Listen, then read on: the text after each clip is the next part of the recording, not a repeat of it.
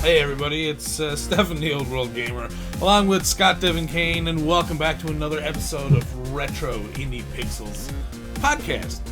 Yes, sir. We are back for another week of podcasting. Technically, it's a week and a half because we're back. Yeah. We're down on our new Thursday start time. So, thank you for everybody who's here for our Thursday podcast.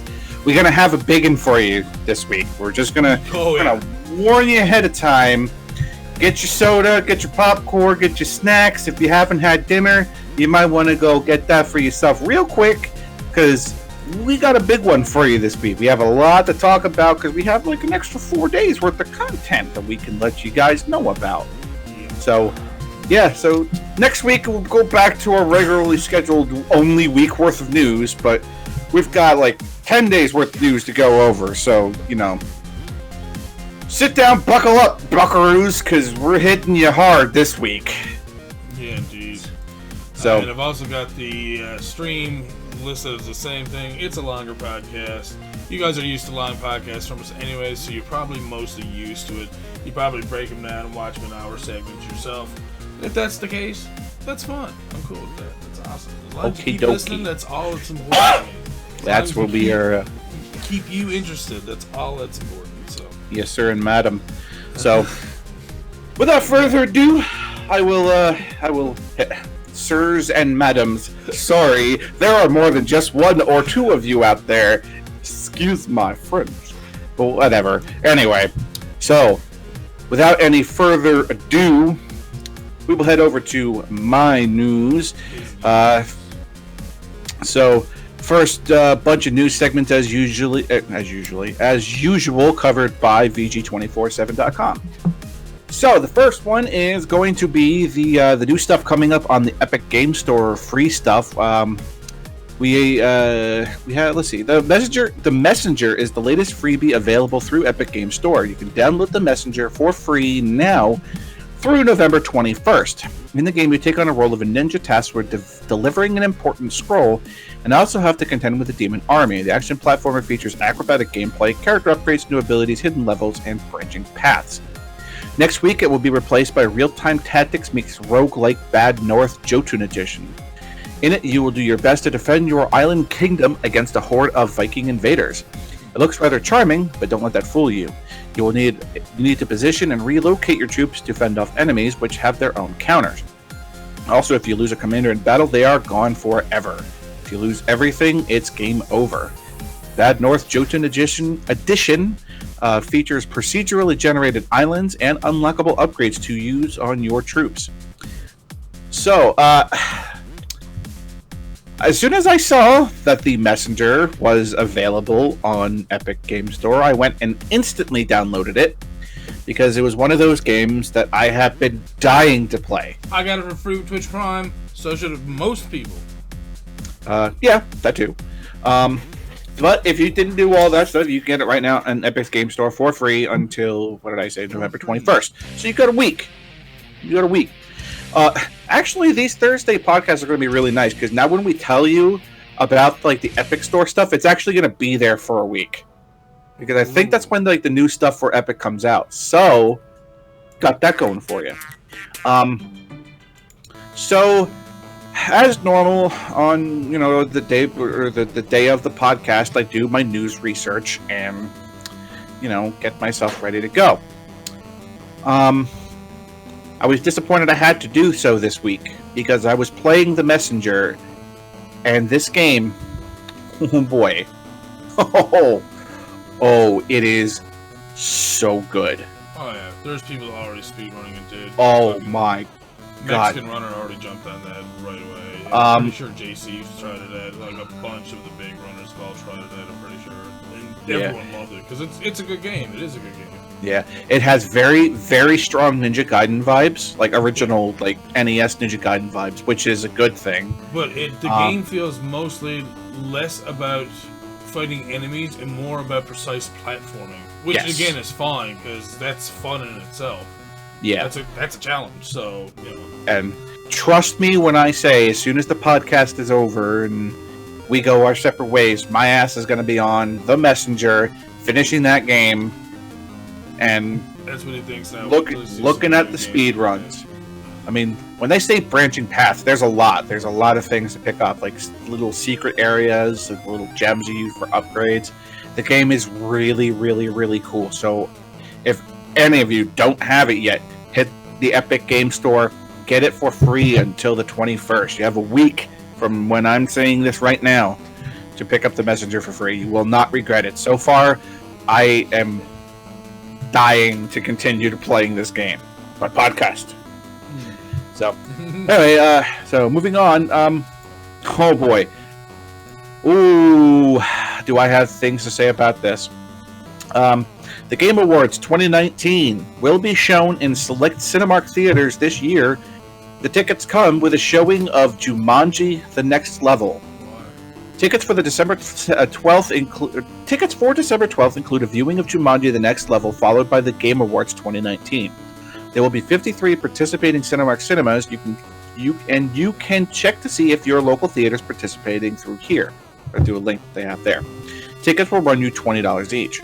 Jumanji: The Next Level arrives in theaters on December 13th, so you will be able to watch the film ahead of its release. If you can't make it to the cinema or would rather stay home, the annual awards the show will be live streamed across 45 different streaming services. Oh wow, nice.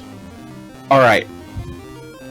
Honestly, I'd rather stay home anyways. Are you guys kidding with this? Is this a joke? Is this a way for you to sell $20 tickets to a freaking Jumanji movie that I'm fairly certain nobody asked for? I'm sorry. I don't mind Dwayne Johnson. I don't either. I mean, I would argue to say of Kevin Hart or Jack Black, and I don't know who Karen Gillian she. I'm not good with actors and actresses, anyways. I'm always terrible with that stuff. But I've never been a fan of Jack Black. She was what's her face on Avengers? Scarlet Witch, I believe. Okay. She was also a companion to the 11th Doctor on Doctor Who, but I'm like almost certain she was Scarlet Witch. No, she was Nebula. Okay, she looked a lot. She was Nebula. Okay. It was like one picture of her as a redhead, and I was just like, "You're Scarlet." Forgive me, I am also terrible with names. So I looked at one picture and I was like, "That's Scarlet Witch." You know, she was Nebula. So going over that. Anyway, nobody asked for this movie, especially since it's Jumanji. Not to go along with the fucking Game Awards, though. It's not that we don't want the movie; it's that we don't need it to go along with the Game Awards. Like, why the fuck is that paired together? That makes no sense whatsoever. I mean, even if you're going to see the Game Awards, you're now buying a $20 ticket to see a movie that you probably could have gone to like on your select days and saw it for $5, and now you're paying an extra $15 to watch the Game Awards, which you could just stream at home. And honestly, if I could go and attend it at the theater, I'd probably still be more willing to pay $20 for that than for both. Right. Honestly. And, yeah, so I feel that this is like some sort of like false way to inflate this movie's like gross by sticking something on the end of it that like, or like how much like, you know, total gross income for the movie by sticking this on the end of it. So it's like, oh, well, Jumanji got this, it's $200 million, and it's okay. So how many of these people wanted to see the Game Awards in theaters? I mean, I think this is just like, I feel dirty talking about this. I don't know. It just, something doesn't feel right about it. And also, like, I don't want to say that I hate the premise that they made another movie, because Jumanji, to me, when I think of Jumanji, I think of Robin Williams. Okay? Yeah, really do. And I feel that he was an influential enough of a person in all of Hollywood and stuff like that to say, hey, maybe we shouldn't continue on with something like this and, you know, just leave something sacred. But apparently nothing's sacred, because they did a new Disney Aladdin thing and replaced him with Will fucking Smith. Now we have Robin Williams being... Again, I got nothing against Will Smith. It's just Aladdin's fine the way it is. I do like the fact that they're doing these live action ones or whatever. That's fine, but sure. Like, what I miss is classic Disney cartoons. That's what I grew up with. Now, I don't know, do kids need live action everything in order to appreciate doubtful, Disney? I don't think so. I'm pretty sure a lot of kids out there are like, oh, put out another Cars movie, put out another Frozen movie. Yeah, you spit those out. Disney, come on, man. Yeah, and just like for me, also Jumanji was about like the board game and the adventure that the kids had on that. Where are the kids here? I've never seen that movie. It's like, I just don't understand. This seems like it's gonna be like just another action flick that they throw Dwayne Johnson on the front of and just expected to make a whole bunch of movie because Dwayne Johnson's in it. Yeah. And so I'm just like, again, I love Dwayne Johnson. I mean, I was a big fan of The Rock in WWE. He was like a huge, I was a big super fan of The Rock and Chris Jericho and, Triple H and WWE as I grew up. And I was always a fan of The Rock. Face, heel, it didn't matter. I loved The Rock. And this is just like, I don't know. I feel this is going to just try to appeal to some other people who are like me. It's like, oh, Dwayne Johnson's going to be in. I'm going to go see it because it's like, he hasn't made anything bad. Doom. But, anyway, so I just feel that this is like a cheap way to just inflate sales of a movie that would, I feel, otherwise not do as good. I don't know. So, anyway, moving along. Ladies and gentlemen, girls and boys, kids of all ages, it is time for Scott and Stefan Shit on Stadia. My God. Back to our section of the week. When the title is literally the one thing Google can't stop saying about Stadia, not at launch. I'm like, what the what are they taking away now? Oh, with Google Stadia, you won't be given a controller or a Stadia. You just get a piece of paper that says you will get one eventually. Google has outlined. Is that going to be the next thing? Come on, man. Google has outlined much of what's going to be missing at Stadia launch in a few days. We're very close now to Google Stadia's big launch day, November 19th, and Google decided to make some last-minute clarifications about how the day one experience is going to look like. The short version is not very exciting. Stadia Director of Product Andrei Dornovich and Publisher Relations lead Barry Lee hosted a Reddit AMA where they answered so many questions and confirmed a host of missing features. Many of the features demoed and discussed at the reveal event, as well as basic features players expect from modern platformers, are MIA. The list is so long, in fact, we're just going to round them all up for easier access. You'll need your phone. You need your phone for the initial setup. What the fuck? You need your phone for the initial setup and to buy games. You will be able to use existing Google Play credits or Google Play gift cards to buy games. The Stadia app will be your central hub to manage settings across all screens. As for availability, the app will be there on Android and iOS at launch. Yay. Achievements will be supported, but there won't be a UI for them at launch. What the fuck? In other words, you'll be unlocking achievements as you play, but won't get a notification or the ability to track how many you have unlocked in a dedicated page. Child accounts do exist, but family sharing won't be there at launch. Google recommends you buy another copy for your child on their account, though they will be able to control what your children have access to. Family sharing is a high priority feature due out next year. 4K, HDR, 60 FPS, and 5.1 will only be supported through Chromecast Ultra at launch. At some point in 2020, you'll be able to get the same quality using a Chrome browser on a PC laptop. Oh my god. Another interesting wrinkle is that only the Chromecast Ultra dongle shipping with the Founder Premier editions can be used to access it. Existing Chromecast Ultra devices will need a firmware update that will be arriving soon after launch. The Buddy Pass, available to owners of the Founder Edition, won't actually be available immediately at launch for everyone. Instead, expect it to hit your inbox about 2 weeks after you receive it. Now, will you get a notification that it's in your inbox, though? Yeah, but if it's an achievement, don't expect to see it.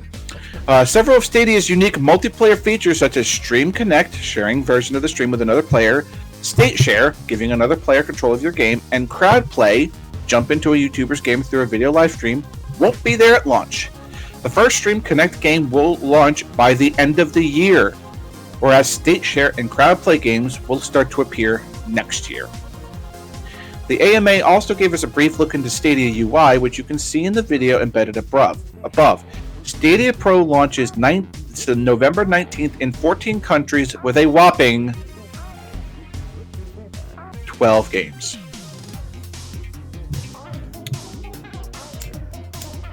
Oh my God, Stefan, where do we begin? Honestly, what I want to know I'm gonna go right back to the top. What does the Stadia do? Can we just we just not never talk about the Stadia ever again? Let's just put a ban on it or something. Like, it's terrible. Like, everything about it is just so bad. Why would you even say half the stuff that you? Oh, we're gonna be able to. Yeah. Well, everyone's gonna be able to do all this shit eventually. I mean, fuck, my phone's gonna be able to do it. Your Chromecast gonna. Stadia thing's gonna be able to do it eventually. Of course it will. Anyone can say that. Fuck. We're not even close to done. So let's just go back to the beginning here.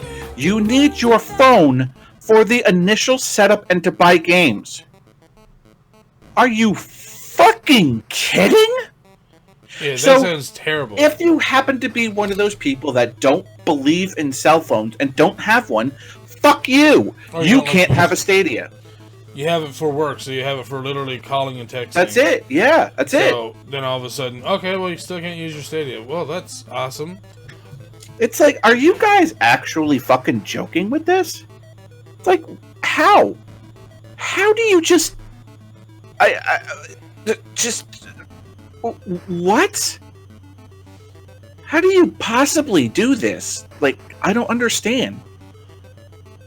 I don't know how the first part of this is not the Chromecast Ultra dongle thing. There's like way too much wrong with this. There's the Stadia app will be your central hub to manage settings across all screens. So you need your phone to manage the fucking thing. Oh, you know what? Just, you know who they set this all up for, though, eh? God.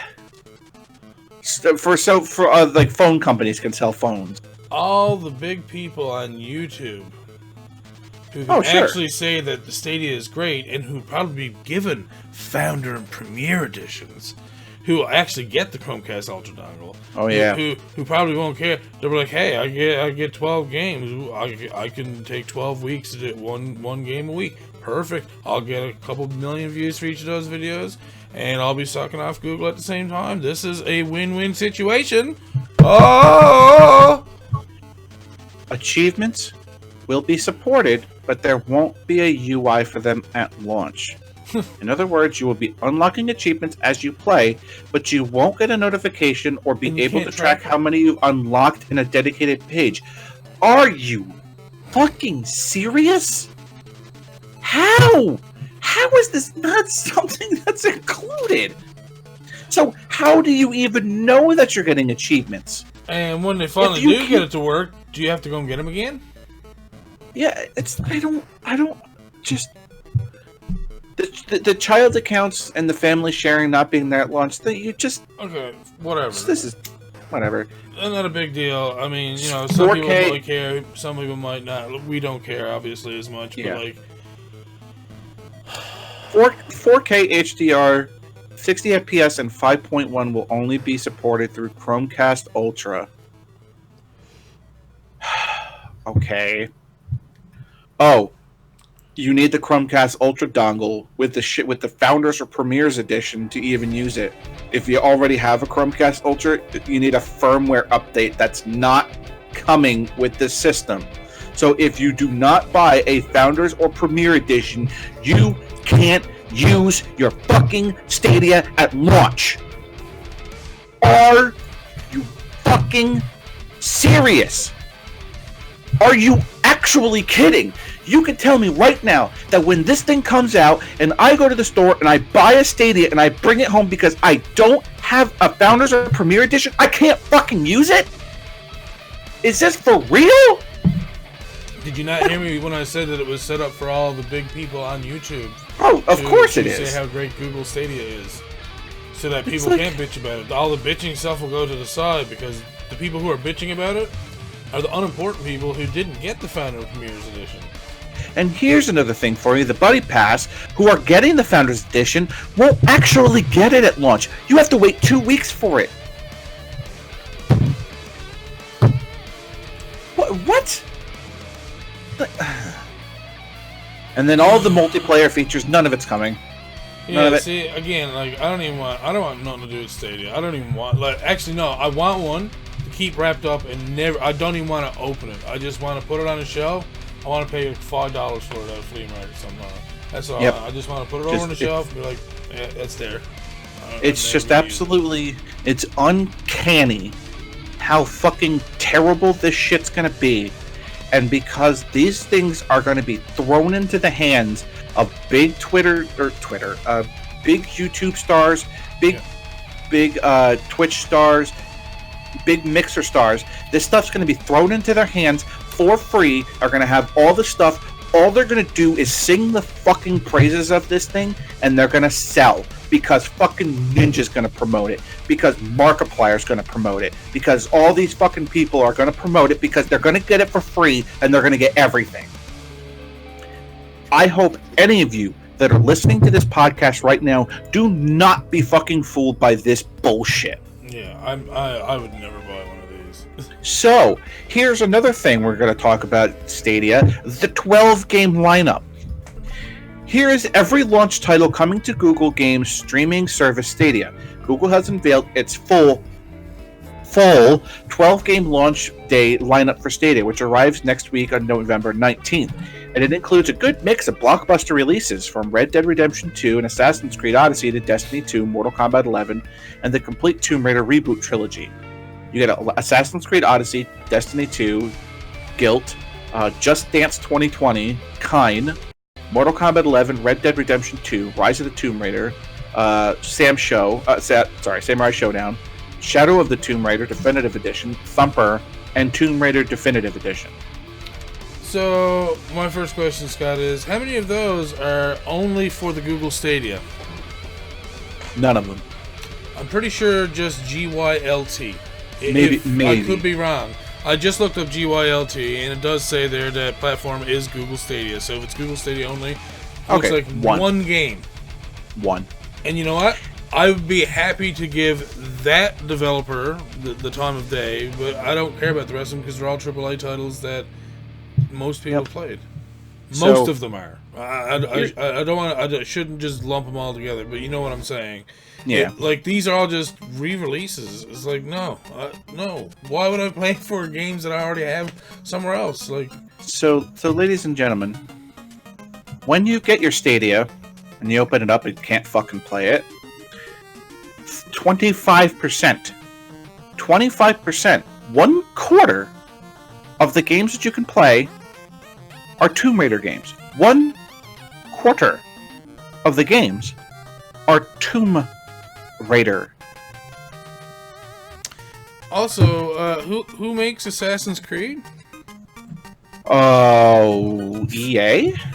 Oh, is it EA? I thought it was Ubisoft. No, you're right, Ubisoft, you're right. I'm sorry. So, now, will we need an extra account with Ubisoft then to go with Probably. Stadia? And will it pair properly? Probably. I don't want to bother. I don't care.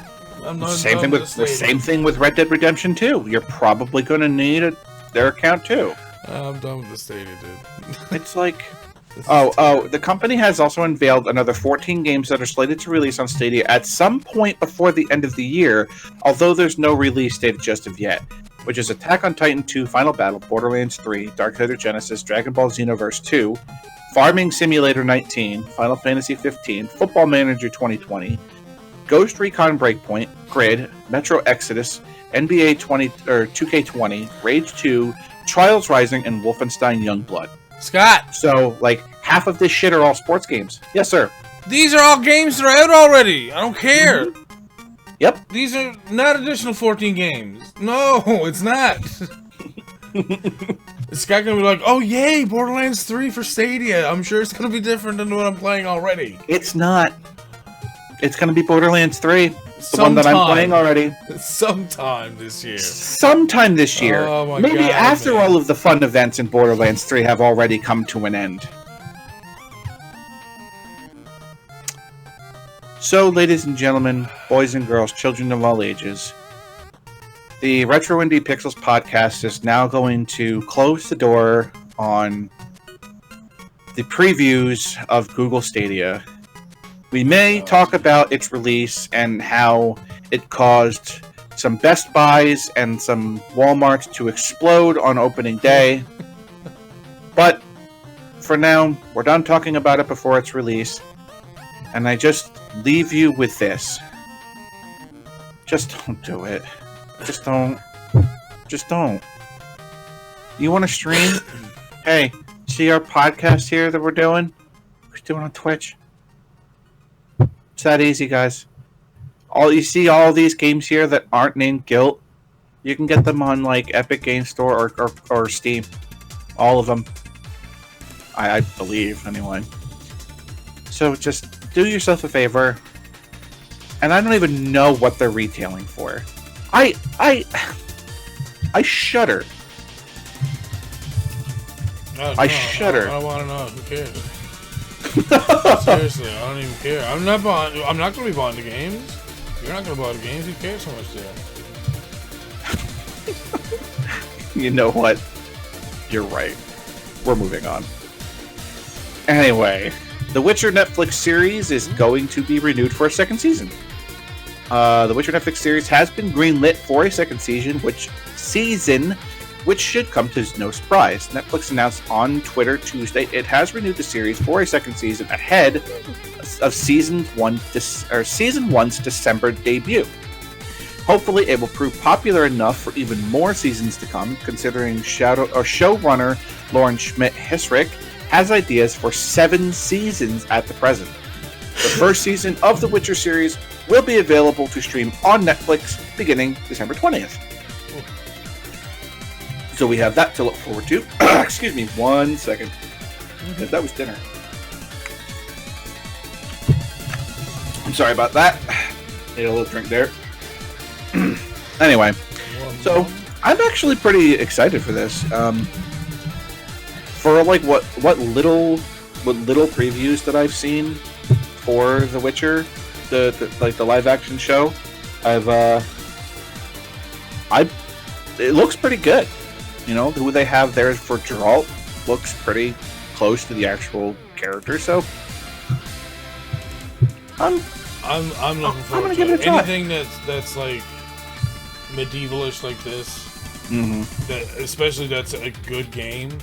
That's come as a TV series. I look forward to it just because TV's come a long way since Spirits Within, so we usually start forgiving video game adaptations. So. I mean, take a look at the Castlevania anime. Everyone's dying for that shit. That is bueno. So, yeah, I mean, December 20th will be season 1 for The Witcher, so look forward to that. And it's probably going to be along those lines of like the Game of Thrones, where it's going to be like gritty and bloody and nudity and all that stuff, because that's what The Witcher's about, folks. If you're not into that kind of stuff, I wouldn't watch it, but I would anyway, because it's gonna be good. So moving along. Little Sonic stuff. The reason why the redesigned Sonic in the upcoming Sonic the Hedgehog movie looks better is actually really easy to explain. The new Sonic the Hedgehog movie trailer may not be as funny or interesting, but it did have one thing going for it: the updated design for Sonic himself. After the original version was publicly shamed for weeks on end, for good reason. Sega and Paramount took a step back, delayed the movie, and returned to give us a look at the big change of the character design it had undergone. So far, the reception has been largely positive. It turns out, all Sega and Paramount had to do was hire somebody who actually worked on Sonic animation in the past to get the job done. Tyson Hesse, animation director for Sonic Mania's cutscenes and director of the Sonic Mania Adventures animated series, is the one responsible for the redesign. Good. Hesse confirmed this after the trailer's release on Twitter. Honored to have been brought in the lead to design the new movie Sonic, he wrote. Working with Jeff and the modelers, riggers, texture fur artists, and animators in LA, London, and Vancouver was a thrill I'll never forget. Hesse, you may remember, actually shared his own rendition of Sonic in live action following the initial character reveal back in March. The illustration he shared on Twitter at the time has been modified slightly since and is now part of the movie's official promo material. Here's Hesse's tweet from March. Notice how identical the two nearly look.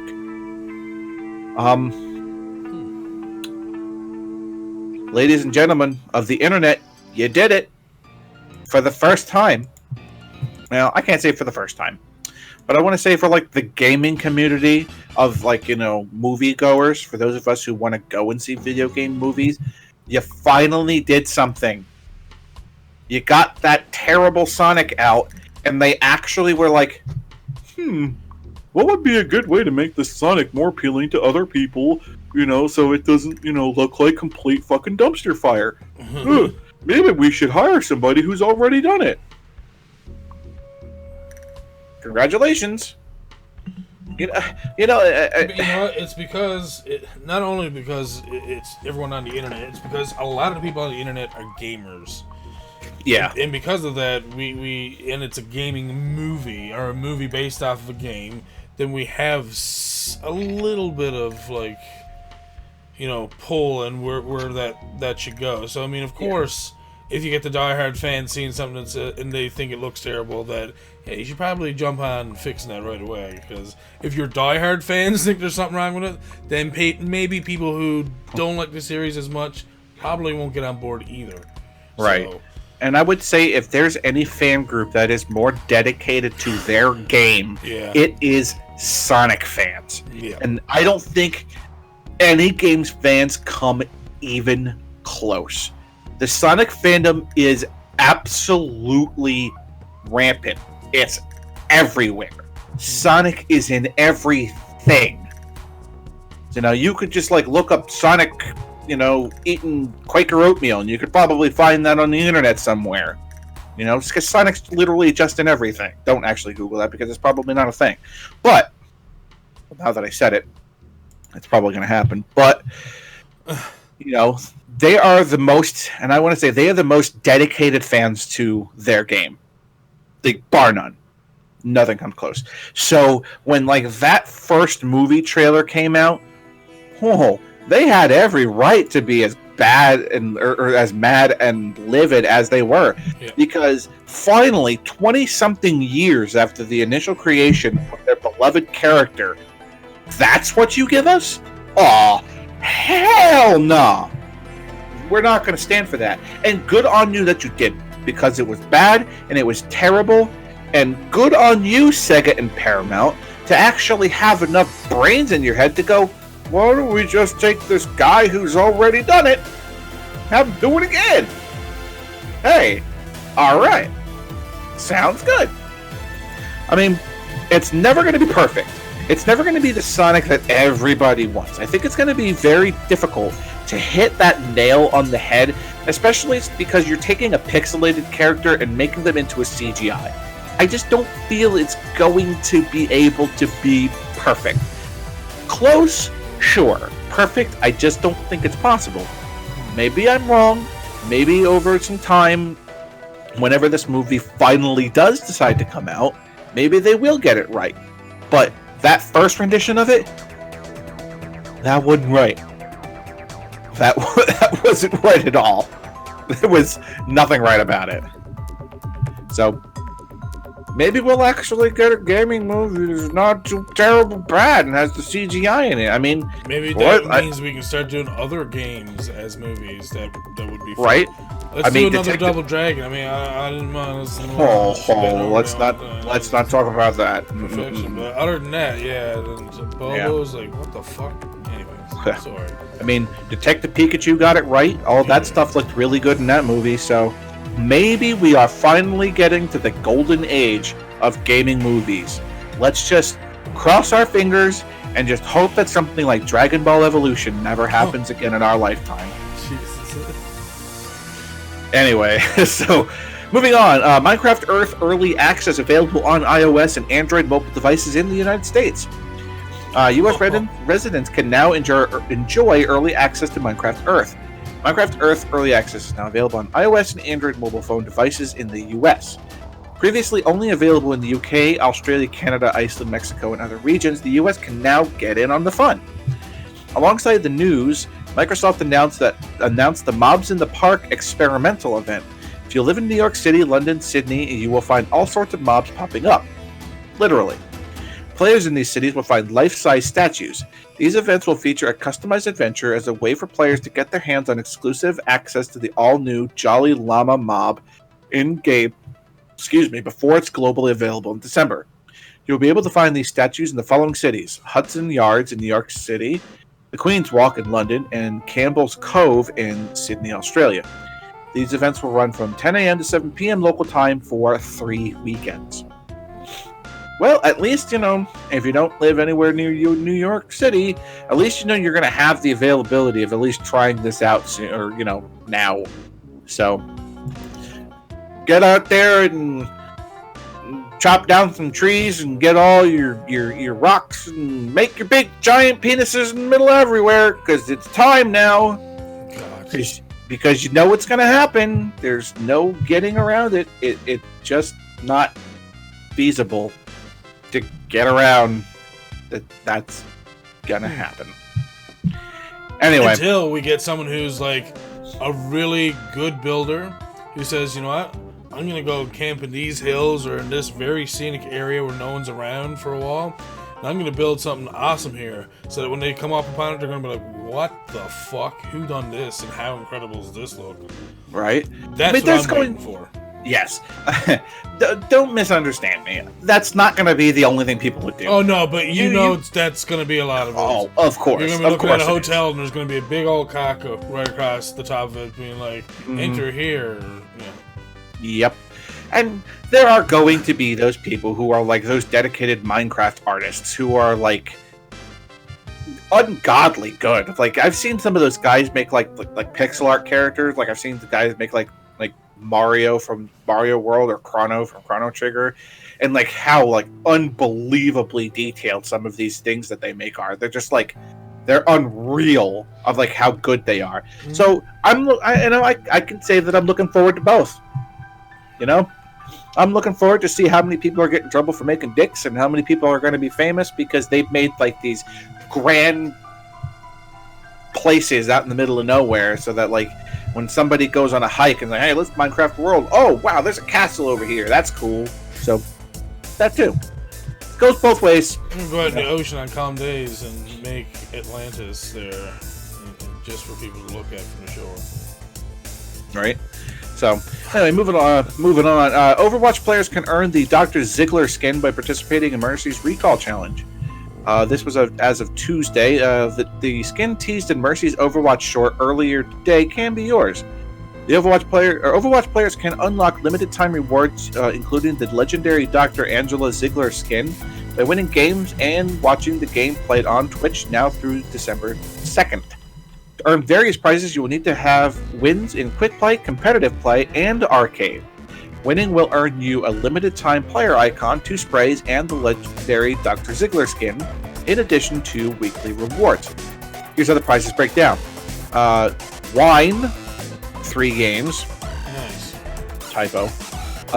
The Dr. Ziegler player icon, win 6 games, the lab coat and evaluation sprays, and you win 9 games, giving you the legendary Dr. Ziegler Mercy skin. Watching participating Twitch streams during or between matches can unlock even more Mercy-themed cosmetics. Tuning in at scheduled times will earn you up to 6 unique Mercy Recall Challenge sprays. The amount earned will depend on how many hours you watch. So, this is pretty cool. I like this skin, you know. Looks nice. I like Mercy, you know. She's my main healer. Mercy's good. So, you have until December 2nd to get this new legendary Mercy skin. So, get to it, Overwatch players. So here's something that I was really eager to talk about because of, you know, us being who we are. Steam's recent discoverability updates made a difference, says indie publishers. Valve's recent Steam Store discoverability tweak appears to be driving more customers to niche games. In September, Valve made a new round of tweaks to Steam's algorithm with the aim of improving discoverability on the store. Part of this was to make Steam users more likely to visit store pages for the games they've been recommended, but also to ensure more niche titles with a lesser chance of being recommended in the past, to better gain traction among Steam users. According to at least one indie publisher, this work is paying off.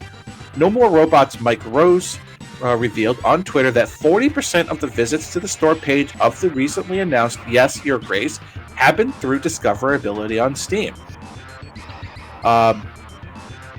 So the tweet sent by them on November 12th was, for anyone wondering whether the new Stadia discoverability features are working, we announced Yes, Your Grace just over a month ago, and we've seen amazing results. Around 40% of visits to the store page have come from discoverability, and we've seen an incredible wish list numbers. In fact, Yes, Your Grace already has more wish lists than any of our previous games did at their launches. The discoverability queue and just other various Steam features have massively facilitated this. Just an amazing job all around. This uptick in visits leads many to wish lists, more than any other No More Robots published game at launch, according to Rose. He later added that the publisher didn't take a different approach with Yes, Your Grace compared to its other games, so Steam is likely responsible for some of that growth.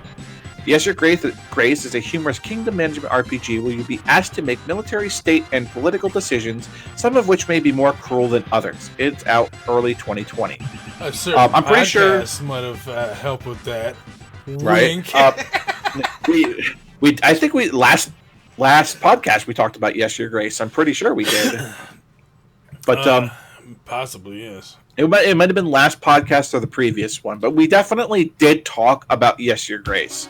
And so that means at least 400 people have probably seen it from our podcast. Right? Well, there you go. This is only positive. This is good. That means all these indie developers that have struggled in the past because of just not being able to be seen by a wide majority of players are now going to be steered toward these indie games, and that's great for indie developers. That means our discovery queues and stuff are always going to be better, and that's awesome.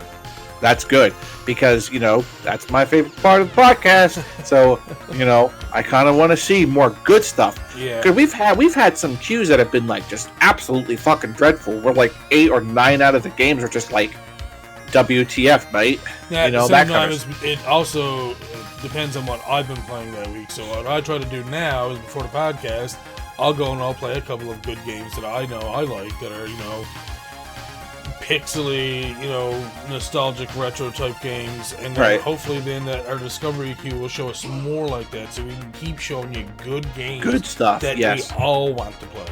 Yeah, and that's kind of like the point of the Steam queue, is that we want to try to get some of these games out so that you guys can see, you know, maybe the games don't really apply to us, but like there might be somebody out there who sees this podcast and goes, oh, this seems cool, I would like this, and then we'll go and take a look. So that's why we do it. So there you go. So good on you, Steam. I really like the fact that they are doing a great job in helping these indie developers get the attention that they deserve. And I use the word deserve on purpose, because a lot of these indie developers put their hard-earned time and money and blood, sweat, and tears into these games, so they deserve this sort of recognition. So, moving on, Epic Games has acquired Quixel for the world's largest bank of photogrammetry data. In the ever-running pursuit of even more realistic graphics, Epic Games has announced that it has acquired Quixel, the world's largest photogrammetry asset library. This enormous bank of scanning data is going to be used to empower creators using the Unreal Engine. All 10,000 mega scans will become free to use to developers using Epic Games Engine. And today, 10 high-resolution packs have been shared today for free on the Unreal Engine Marketplace, as well as collections of assets from the popular Iceland collection using the Rebirth cinematic short. Building photorealistic 3D content is an expensive endeavor in game development and film production. By coming together with Quixel to make Megascans free for all use in Unreal Engine, this level of artistry is now available to everyone from AAA studios to indies, said Epic Games founder and CEO Tim Sweeney. This is big news for game makers large and small, as well as for Quixel's 100-plus staff, who will all join Epic's team to continue working on what's been called a groundbreaking virtual production demo for creating in-camera visual effects. Epic also released a behind-the-scenes look at how the technology works. It's super impressive and continues to blur the lines between real footage, pre-rendered footage, and real-time graphics. How this will be used to further video game development and make progress even more efficient will be interesting to witness. How good is it? How good is it for people using the Unreal Engine right now? Yeah, really though. That's having a huge acquisition there though. That's really nice. Yeah, and 10,000 plus mega scans. Yeah. It's no matter what type of genre of game that you're making, you're now going to have these really good, photogrammetry assets to be able to just go through and be like, hey, we have this fantasy game. Oh, well, here's 300 of these assets that we can use. Oh, well, we're making some realistic farming game. Here's 200 assets that we can possibly use. Yeah. The list goes on, and just every game developer, big and like they were saying, from a AAA studio to indie developers, are all going to have access to this huge library of some of the best gaining cinematography and photography that I think any system can use. So Unreal Engine has become a great place for indie developers to be all right, so now at this point, now that Quixel is part of the Unreal Engine stuff, now we don't have to spend quite as much on some of this stuff because we have this free library of assets that we can use to just, now we can use this stuff and now our game is going to be better because we can just tweak this here, tweak this there, now it's our stuff, and now this game is going to look 10 times better because we had access to this free library of assets. So just great acquisition. Epic Games, I know everybody I can't say that. I know there's a large portion of people out there that don't like you, but you guys are doing great, Yeah, in my opinion, they're doing a bad job. They're giving a lot of indie games to people and right. Good indie games too. I wouldn't have the Messenger right now if it wasn't for Epic Games. So and now just they're throwing that out there, saying, hey, anyone who's developing, here's more stuff to use so that you can make better games and more games for us to be able to put out there. Right. So, and that's good for everybody, really. And at free cost too. So these small indie developers of 6 people won't necessarily have to go to Kickstarter to go for $6,000 just to make sure the art assets are good. Exactly. We have this stuff and it'll cost them significantly less to be able to have just good stuff in their game. So good on you, man. Mm-hmm. I picked this article up here because I remember you saying something about being a fan. So Wattam, the next game from the maker of Katamari Damacy, hits next month. Kaita Takahashi has been busy. Wattam, the next game for the creative brain behind Katamari Damacy, will launch December 7th. The game will be coming to the PlayStation 4 as well as PC via the Epic Games Store. A Steam release is also in the works, although no official word on it on when we might see that. Wattam is currently available for pre-order at a 15% discount. The game will cost $20. In Wattam, You play as a character named Mayor who has lost both his memories and his friends. Currently available in the game, your role is to attempt to reunite him with his friends and explore together. The announcement also promises an impressive 100 characters to interact with. Check out the trailer we're showing you guys right now for the game below. Wattam has been in the works for some time. The upcoming Takahashi title, which is in development from Phenomena, a studio formed by former That Game Company vets Robin... Whoa, jeez. Former That Game Company vets Robin Hunke... Robin Hunick and Martin... Hunick. Sorry. Hunick? Yeah, Hunick. Thank you. And Martin Middleton was first revealed all the way back in 2014 and already had been in development for 2 years prior. Release date was initially planned for 2016. So, please do Katamari. I know. You were the one that said that you were a big fan of Katamari Damacy, right? Oh yeah, I'm a huge fan. And I can't tell you, like I haven't played a lot of Katamari Damacy, but like for what little bit that I did, that game's fun, man.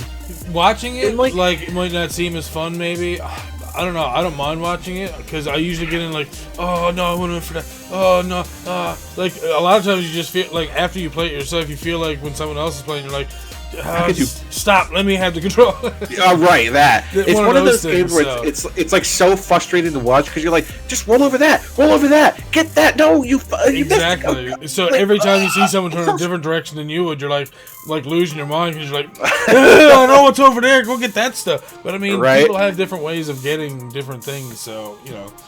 But it's an addictive game, and it's so weird and out there, but it's fun. Yeah, it's also like if you haven't played Katamari Damacy, go back and just like play like one of those games because they're all really good. They are out there. I'm gonna throw that to you right now. If you haven't played one of those games, to say that they're strange is an understatement. The king likes to stick his bulge in your face. Yes, and he is not shy about it. But the games are like really well designed.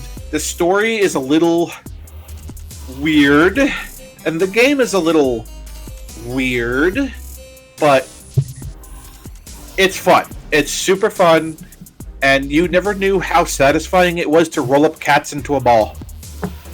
Or people, or fences, or food, or everything. Or stars, everything. Planet, stuff like that. So it's coming from the same mind as that, so I can't imagine that this game won't be good. Exactly. So, alright, so I wanted to discuss this with you, Stefan, because I wasn't really... I'm kind of split on this here. So, this is titled, New YouTube Terms Allow It to Terminate Channels If They're Not Commercially Viable. Alright, so there's an update to this, alright? So YouTube has updated its term of service, causing some controversy. The line in question has actually been part of YouTube's terms of service since last year, but the most recent update changed the wording. YouTube may terminate its legal agreement with you if the provision of the service to you by YouTube is, in YouTube's opinion, no longer commercially viable. That line has now been changed to the harsher and clearer, YouTube may terminate your access or your Google account's access to all or part of the service if YouTube believes in its sole discretion that the provision of service to you is no longer commercially viable. Okay. So, needless to say, many of those whose livelihood depends on YouTube are worried that this could allow the company to essentially end their biggest source of income in an instant. While the terms include a link to an appeal form, the fact that YouTube is able to do it at all is concerning. Some interpret this clause as a deterrent for users using ad blockers, a way for YouTube to legally be able to end their access if it can't make enough or any money from them. The language, however, is vague enough that it could go one of several ways. This worries me a lot. Because, like, I can't see how this isn't just, like, dead, cut, and dry. That this just really says, if your channel's not making enough money for us, we will terminate you. Mm-hmm. Are you serious right now? It's like, so here's the thing. All right, this is what I'm saying. So, YouTuber has I'm going to theory craft here. YouTuber has 20 million subscribers. Okay, they have 17 million views per video. They're doing pretty good. Mm-hmm. Okay, YouTuber says something that's a little vague and might be interpreted the wrong way. Okay? Mm-hmm. YouTube can, at this point, be like, oh, well, we found that the commercial success of your channel is not good enough for us, so we're terminating you. I feel it gives them the right to just be completely broad about why they will shut somebody down. And they can use this as an excuse. And read this and listen to this wording carefully, guys. YouTube may terminate your access or your Google account's access to all or part of the service if YouTube believes in its sole discretion that provisions of the service to you is no longer commercially viable. They are the ones that have the right, and only they have any say in what happens to your channel. Until they do it to the one wrong kid whose dad is a really good lawyer. And then YouTube says, oops. And I get it. And there's an appeals, of course. So if you've been paying attention to the internet recently, especially YouTube, did you hear about what happened with Markiplier? No, I know something happened because I've heard at least that much. But all right, so what happened is that through him and YouTube, they set up an event. Mm-hmm. Okay, and in the event, Mark was playing something, and the way to influence what he was to do was to put an emote into chat. Okay. So it was green for this, red for this. Okay. So people started, just pop, emotes. Oh, yeah. Tons of people had their accounts banned. Yep.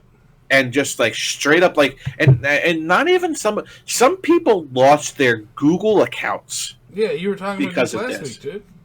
So here's the thing. When people sent in the appeals, they were in mass rejected.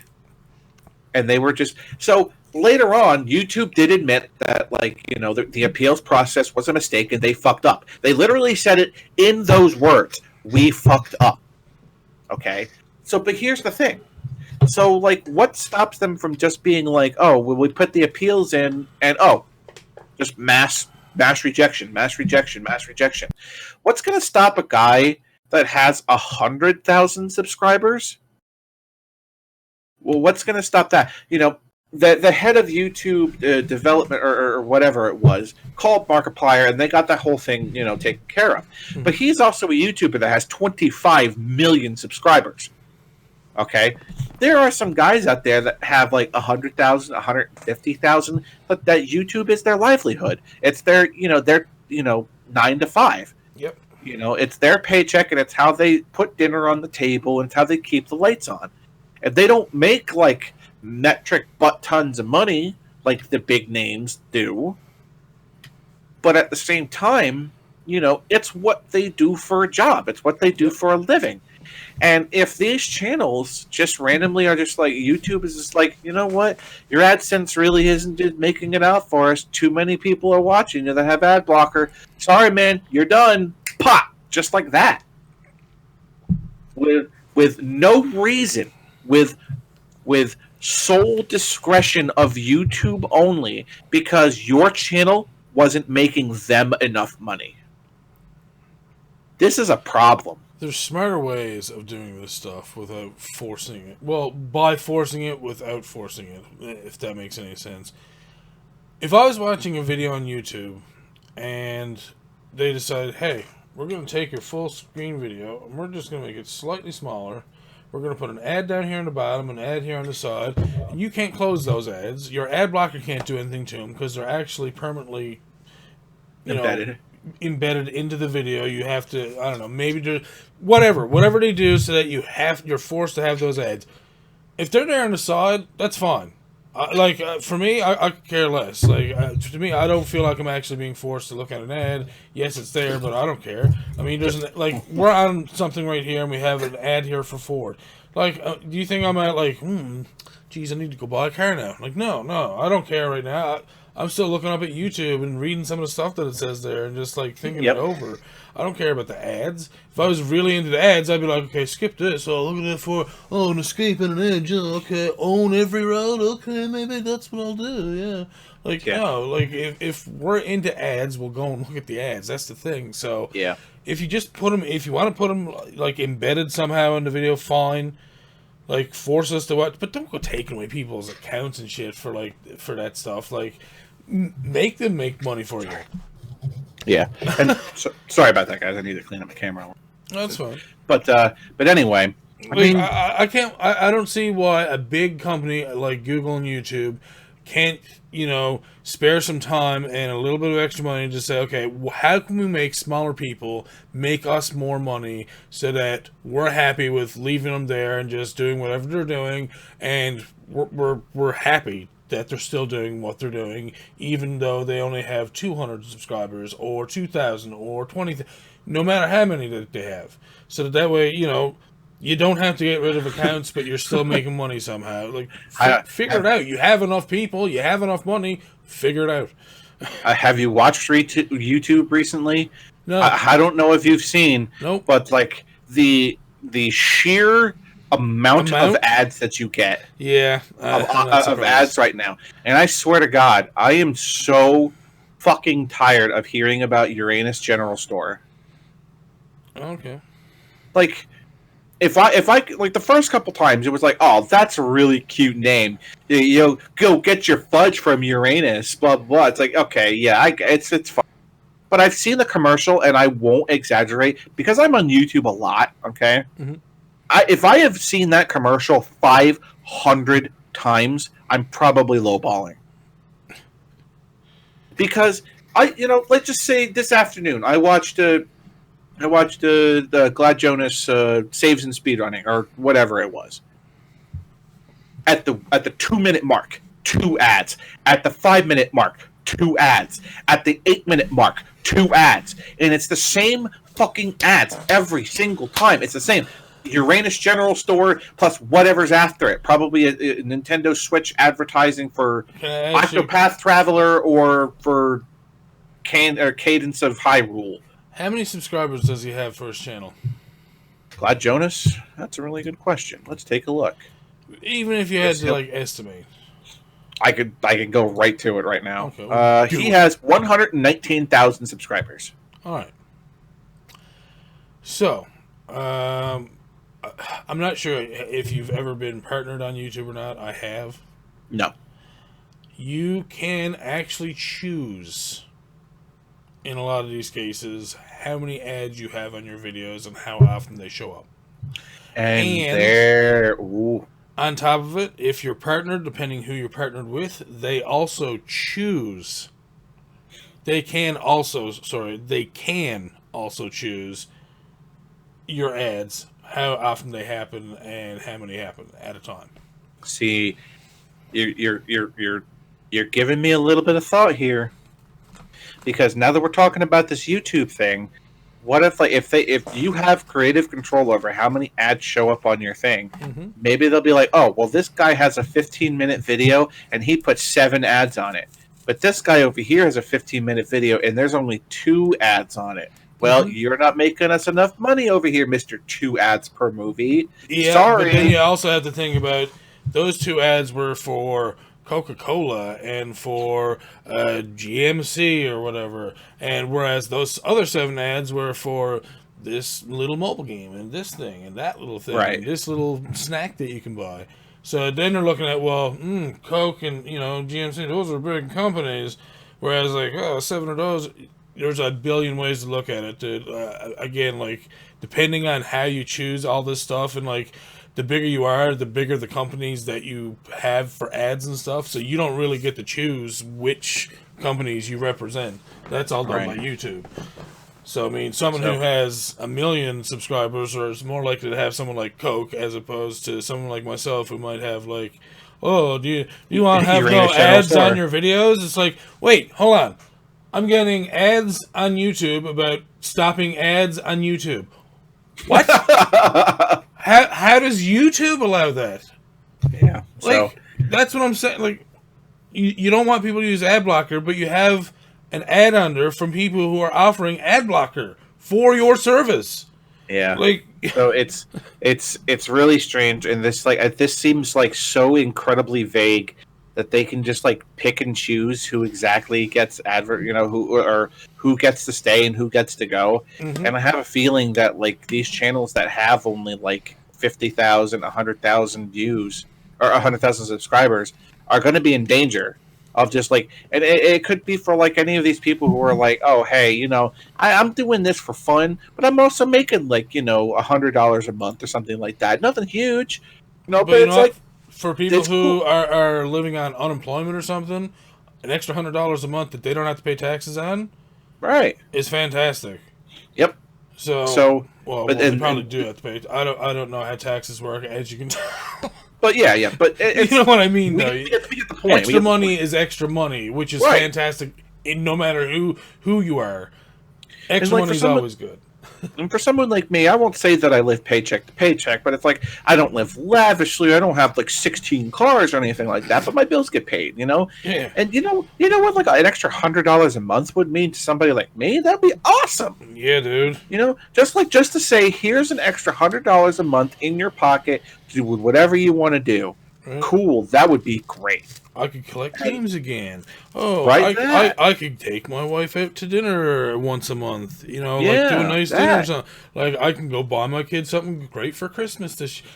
There's so many like little things that I don't think that, because again they look at it as a big corporate thing. Like no. Everyone on YouTube should be 1 million plus subscribers, and if they don't, get the fuck out.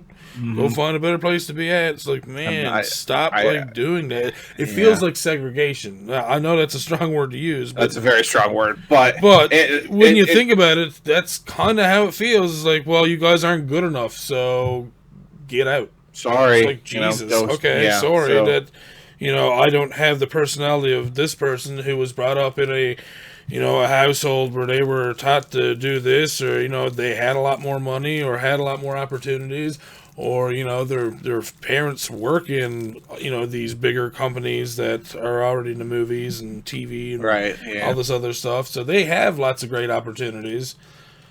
And then there's people like us who do not have those opportunities at all. We just get on there and say, hey, you know what? I'm going to be myself. If something happens with it, that'd be fantastic. If it doesn't, yeah, exactly. At least I can chronicle what I'm doing and, and look back at it and be like, this is what I did like X amount of years ago, and I loved it. Yep. So anyway, so we're going to move on.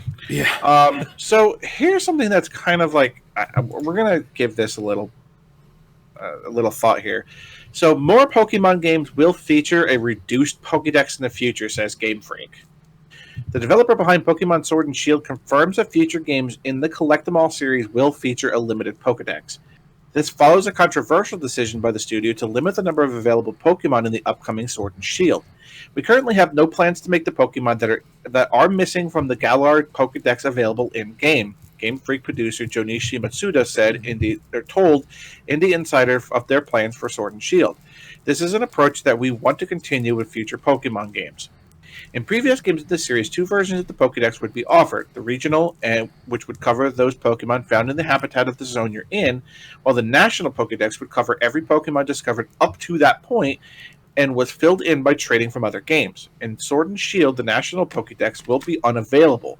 Whether selection of Pokemon are native to the game's Galar region will be all there is.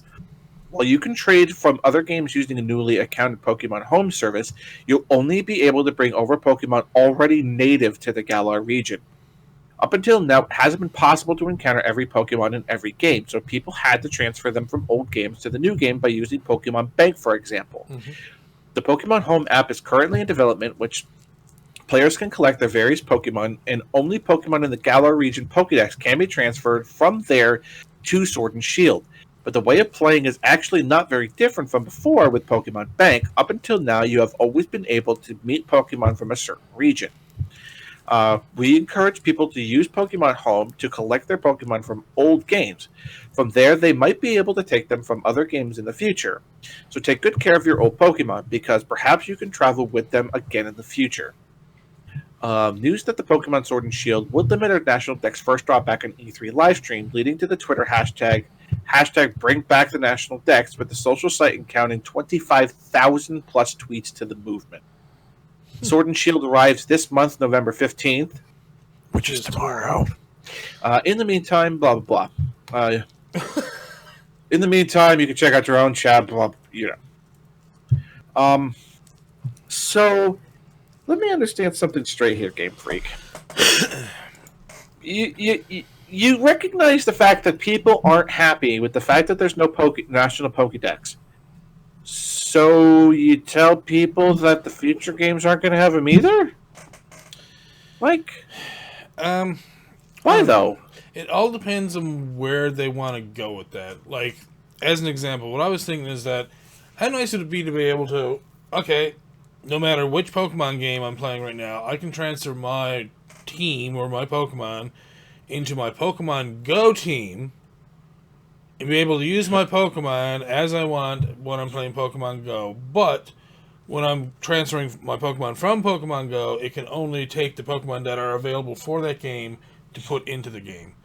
Yeah. I would feel fine with that, because then you'd say, okay, well, you have your so many Pokemon for each game. You don't need a full Pokedex. Have a full Pokedex for Pokemon Go.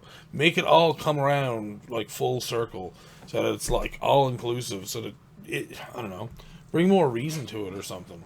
Yeah, I'm trying to find. I'm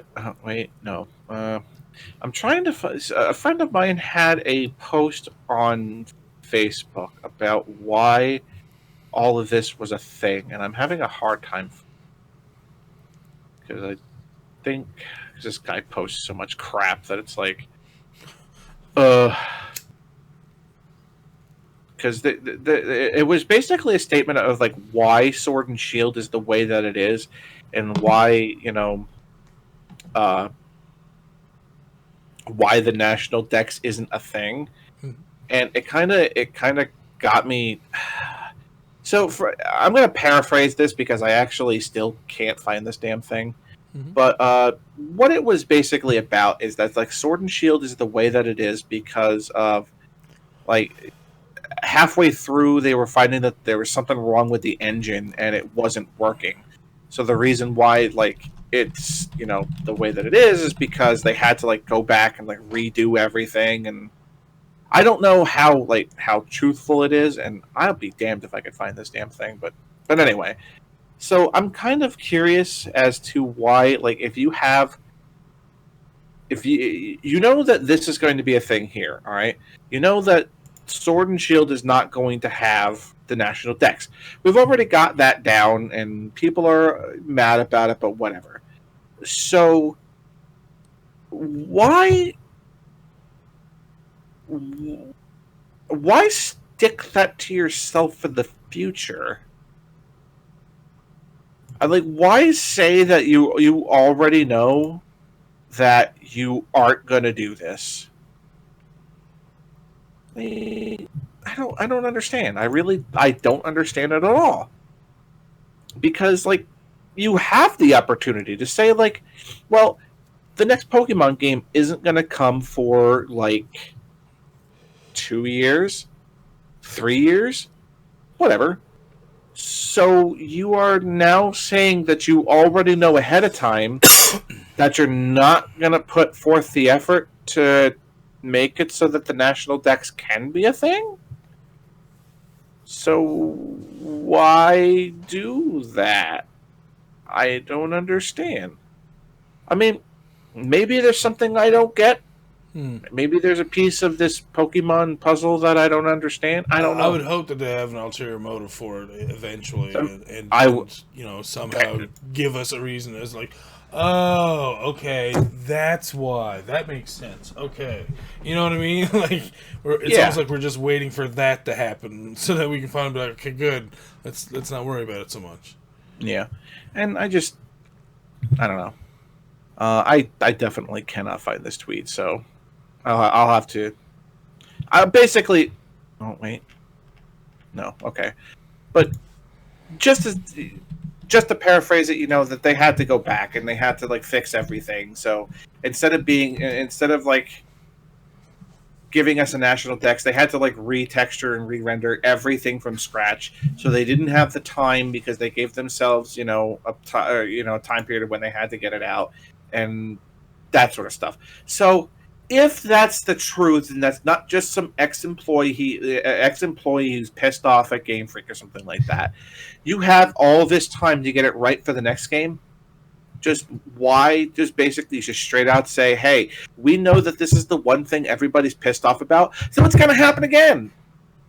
Like, I don't understand. Is this some sort of like ass backwards way to try to promote Pokemon Home? Is that it? I don't know. I just don't get it. I'm so sorry, Scott. I don't know.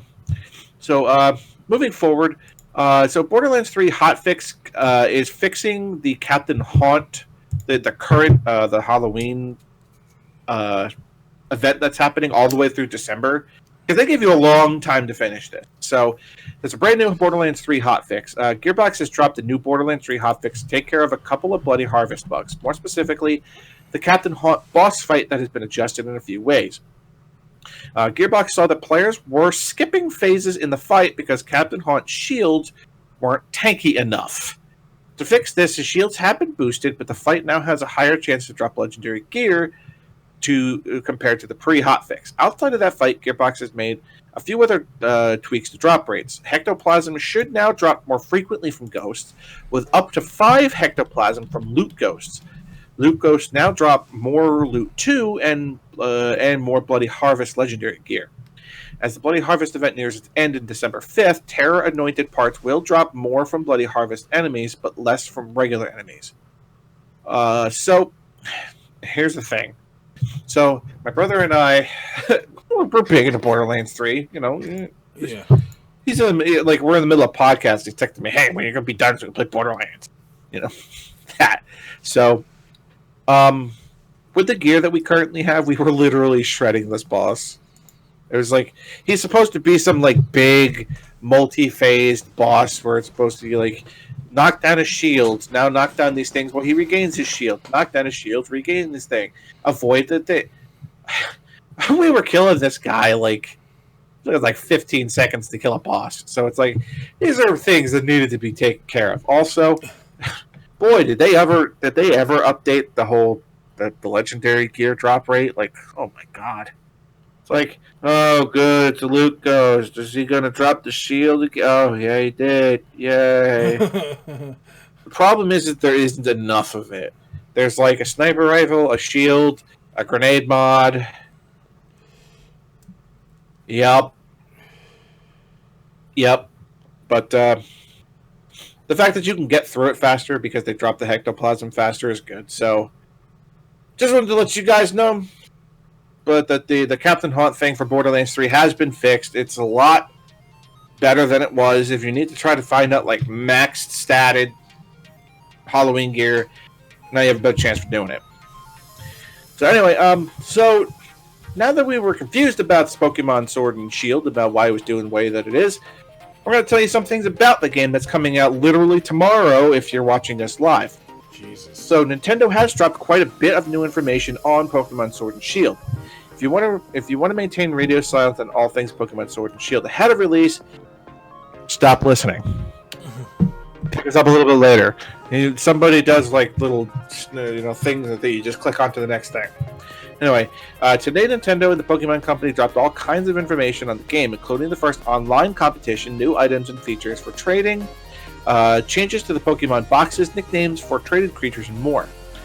A new trailer showing some of the new items and features was also released. The first online competition, Galar Beginnings, will take place November 15th, just tomorrow. Jeez, they're doing it the first day? Yep. Damn. Will take place November 15th through early January 2020. During this time, in max raid battles, you will be more likely to encounter Gigamax Butterfree. Here's more on the competition. The first official online competition will be held December 19th and will be accepting participants from across the globe. Setup period is Friday, November 15th to Thursday, December 5th. Competition period is Friday, December 6th, Sunday to December 8th. Single battle format. Eligible Pokemon or Pokemon obtained in Pokemon Sword and Shield only. Zycan, Zamazenta, Mew contained in the Pokeball Plus, and some other Pokemon are not eligible. So the new legendary Pokemon Zacian and Zamazenta yeah, those guys are not eligible. Players can register 3 to 6 of their Pokemon to their battle team. All Pokemon in this competition will automatically become level 50 for the duration of each match. Pokemon. Duh. The ranking results announced. Players will be able to join the competition by opening the X menu in their game screen and selecting Versus Battle Stadium and then online competition. There's no need to register on the Pokemon Global link. Nintendo Switch Online membership sold separately, and Nintendo account required for the online features. Not available in all countries. Internet access required for online features. Terms apply.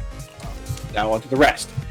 Mint is a new item that can be used on Pokemon. It changes stat growth patterns and will impact which stats of a Pokemon are likely to grow faster than usual. Oh, wow. There are also special supplements that can raise a Pokemon stat-based points. Drinks like protein and iron can help raise stats. If 2 Pokemon of the same species, but one has more base points, the creature with the most base points will grow stronger. Until now, there has been a limit on how many special supplements could be used. In Pokemon Sword and Shield, trainers will now be able to max out base points by only using those supplements. Jesus. That is long since needed to happen. Just saying. Changes to earning experience points were also detailed. Normally, Pokemon earn XP points through battling. However, if you use EXP candy, it will give those points to the Pokemon directly. The candy can be earned in max raid battles. Speaking of max raid battles, where 4 trainers team up to take on a wild Dynamax Pokemon, Nintendo said that there's an extremely rare cases a Gigantamax Pokemon can appear instead. Only certain species of Pokemon can be Gigantamax. And even among such species, only very rare specimens will be able to. When it comes to hatching from eggs, sometimes the hatched Pokemon will know unusual moves called egg moves. These moves that it normally wouldn't be able to learn through situations such as leveling up or using TMs. In this game, if you put 2 of your creatures in a Pokemon nursery together, an egg move that only one of them knows can be passed on to the other Pokemon. This move can be learned only when the Pokemon knows 3 or fewer moves. Changes are also coming to boxes. Pokemon that aren't on a trainer's team can be deposited into boxes. The Pokemon then can be accessed in various towns and facilities, on the road, and in tall grass. Pokemon can also be swapped in and out of a trainer's team whenever. But there are a few places, such as mission areas featuring a Pokemon gym, where trainers won't be able to access their boxes. Nintendo also detailed the autosave function. As previously reported, the autosave function will automatically save progress at various points, such as when entering a town or a building. This function is automatically enabled but can be turned off if you prefer to save manually. So, just in case you're one of those people who wants to hatch an egg and then go in and out of town, in and out of town, in and out of town, egg to you gotta be careful with autosaving because you may autosave, leave the town, autosave, boom, there goes your egg. You didn't have a chance to save. Now you have to, you know what I'm trying to say. You got to be careful with it because you don't want to, accidentally save after your egg hatched if you didn't get what you want. You will also be able to give nicknames to traded Pokemon. Why that took us this long? If a Pokemon that has been received in a trade doesn't have a nickname already, you can give it one, but only once. This can be achieved by speaking to the man standing behind the left-hand counter at any Galar region Pokemon Center. Like previous games, if a Pokemon already has a nickname, it can't be changed. That's quite a bit of information. If you want more new information, you can go to the Pokemon, the Gigantamax forums, where it's all covered. There's some cool stuff. I like the new changes to the egg moves. The Pokemon boxes sound fantastic. So yeah, that's just like switch up to other ones that you want to level up right there. And I think that's really cool. Where it's just like, okay, I went out, I was like searching this new area. I'm really far away from a Pokemon Center. Oh, cool! My favorite Pokemon just showed up. Oh, cool! I really want him in my party, but now I got to backtrack all the way to a Pokemon Center. Oh man, now I lost all my progress. Now that you have the box with you at all times, and being able to switch from your box and in and out and all that stuff, that's a great idea. I really like that. Yep. That's really cool. EXP candy, neat. Like they were saying about like the base point drinks like protein and iron, that needed to have been done ages ago. Why they limited you on that, I have no freaking clue. I have no earthly idea as to why that was limited, and the fact that it's not now is bueno. Mint, I guess I will have to see how it actually works, but sounds like there's a couple of cool things coming up in the in Sword and Shield, so definitely keep you guys updated on some anytime anything new decides to show up. So whoa, hold on, okay. Last two articles are for you guys are going to be brought to you from PCGamer.com. Stardew Valley is getting a big content update later this month. Stardew Valley is one of the most beloved PC games in recent memory, but its creator, R.E.R.O, aka Concerned Ape, reckons it has some holes or weak points. A new content update set to release later this month is designed to address some of those points in the process of adding a bunch of new features. In his update post, Barone writes that he doesn't want to spoil all of the new additions, but provided some examples. For instance, wild bait is no longer essentially worthwhile. It will now have the chance of attracting double the amount of fish. Elsewhere, every spouse now has a unique 14 heart event after marriage, meaning that there's all the more incentive not to let your love flounder. In Barone's words, nearly every aspect of the game has been expanded or improved upon in some way. Nice. We already know a few things about the 1.4 update. There will be a new map called Four Corners, and there will be fish ponds too. All the things we expect to see in 1.4 are in the link on the article there. So I kind of covered this for you, Stefan. So what do you think? Well, I mean, it's Stardew Valley, so any updates that he wants to do to that, I'm more than happy for, because it's such a fun game. I've wasted so much time playing that game. And I say waste, but it's not a waste. It's so good. I love it. So talking about a unique 14 heart event. Yeah, that's nice to have, because then it, like you said, it makes you work, keeping your marriage going, as opposed to just like, I don't really have to do anything. I don't have to give her gifts today.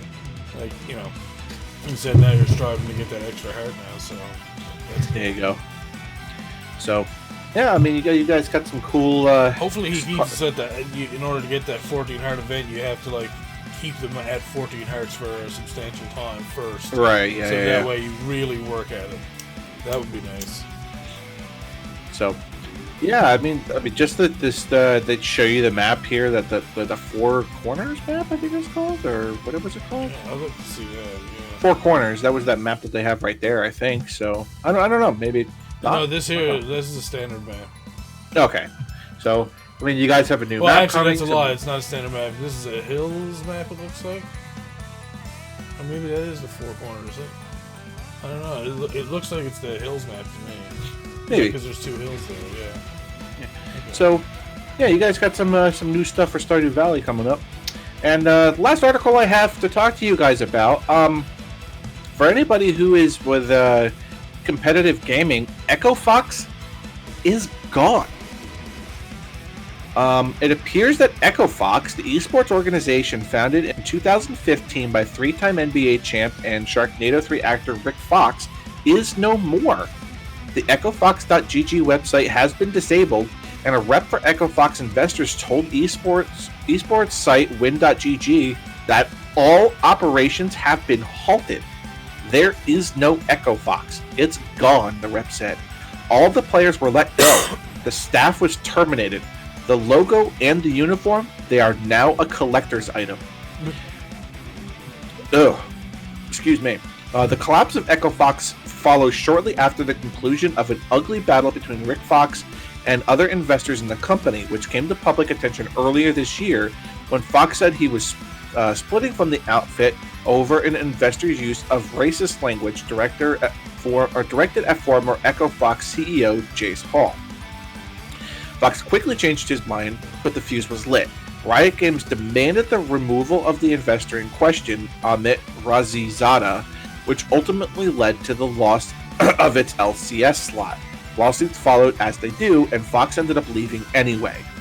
Echo Fox also maintained a strong presence in the fighting game community, with a roster that included Mewtwo King, M.KID, The Kill Sage, and Sonic Fox, arguably the best fighting game player on the planet.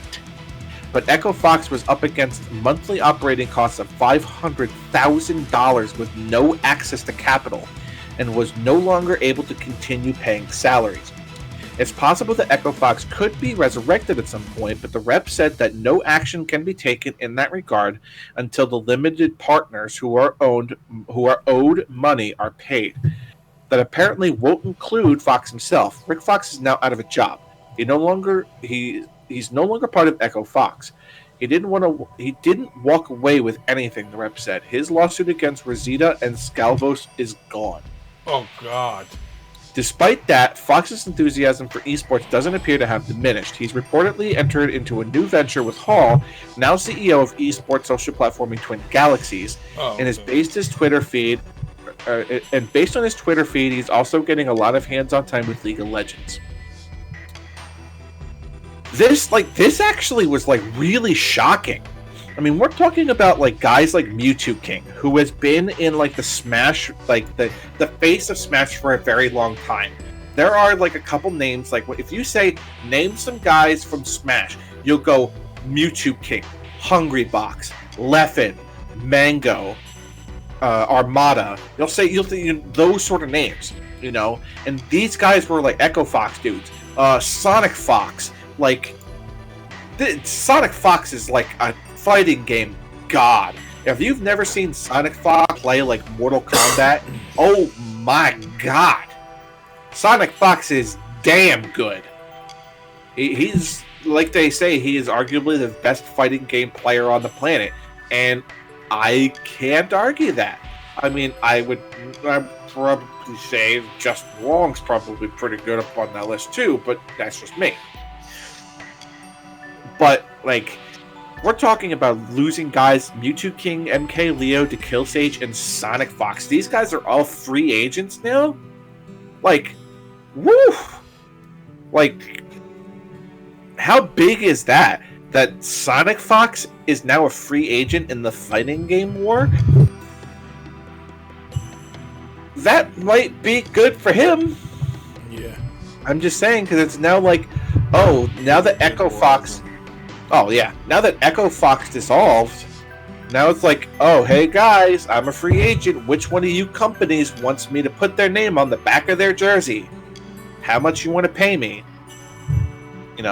So, especially where they're talking about Echo Fox had no income. So it's shoosh. So this was this is a big thing. Echo Fox has always been, they've been around in the fighting game community for almost 5 years at this point.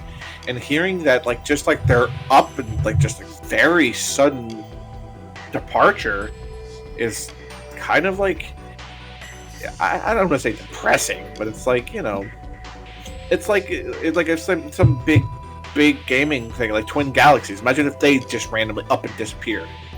Imagine what kind of like influence. That's not the same Twin Galaxies from like the world records and stuff for points. I honestly think that they are. I think that, or maybe they're not. I don't know. It could be. No, I believe that they are still the same Twin Galaxies. Okay. But they've also jumped into like esports gaming. So when it said the esports stuff, I was like, oh wait, now maybe it's they've changed some stuff. So. But they're like, who like can you imagine if that disappeared? Like all of a sudden, how big of an impact that would have on the gaming community? So like you have like one of like the most recognizable names in Smash in Mewtwo King, now completely without a team. Like M.KID, Leo, and To Kill Sage also, and like arguably, and maybe not even arguably, the biggest name in the entire FGC community has no tag. Whew! I can't wait to see the kind of like the back and forth that's going to have with all these companies just to try to pick up a guy like Sonic Fox. It's like it would be like in like the football community of trying to pick up like a big freaking football name, and then here I am trying to think of something, but I can't because I'm more for the American football. It'd be like it's like, hey, the Patrick Mahomes is a free agent and everybody can pick him up. You just got to pay him the most money. That sort of stuff. What I'm saying? Patrick Mahomes. It's like, back in the days when Beckham was a free agent and went to like MLS. That was a big thing. That's David Beckham. You know what I'm saying? He is the Beckham. So, but anyway, so there you go. Sonic or Echo Fox is no longer a thing. Not gonna see him anymore. I thought there was gonna be some Smash news. I thought I've seen some Smash news earlier this week. What's that? I thought I've seen Oh yeah, Smash news. Terry Bogard came out. Oh, but I thought they showed like a whole bunch of characters that were going to be coming out.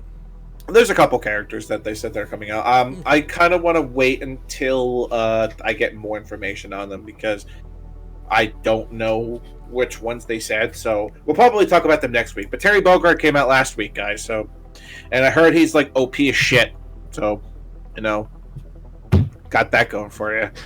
So, anyway, that's it for SDK's news for the week. So I will pass the torch over to you. Oh, will ya?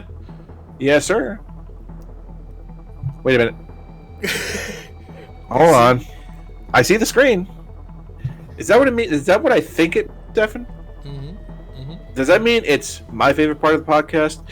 Your favorite part of the podcast? It should be everybody's favorite part of the podcast. Ladies and gentlemen, it is time for the Steam Queue. Oh, yeah.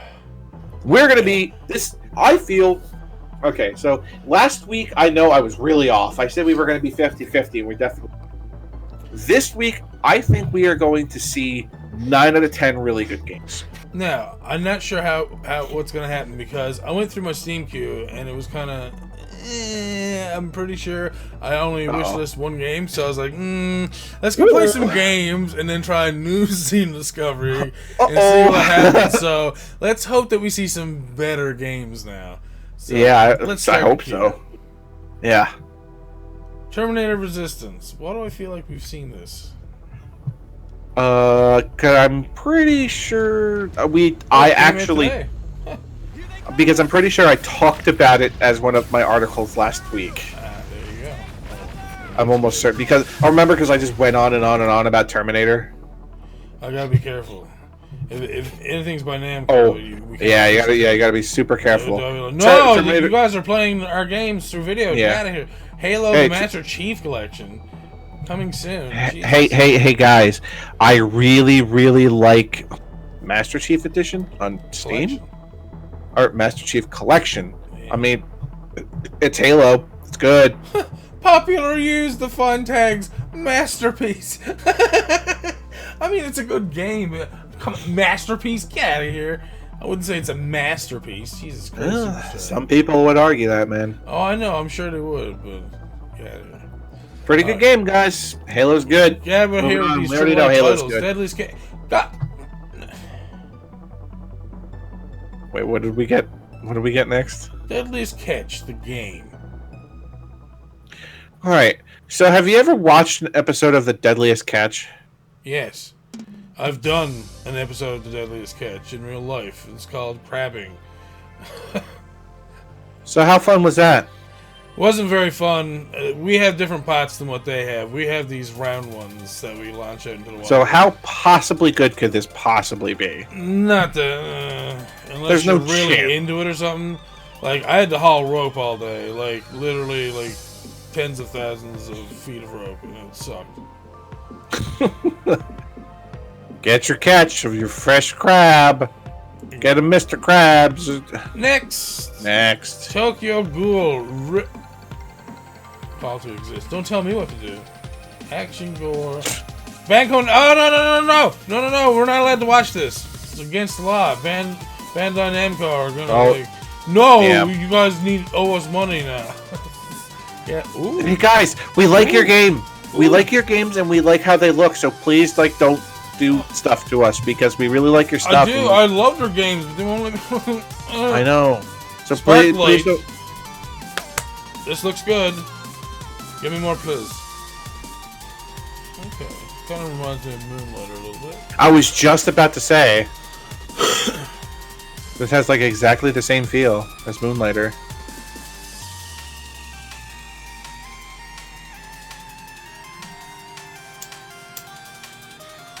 Wait.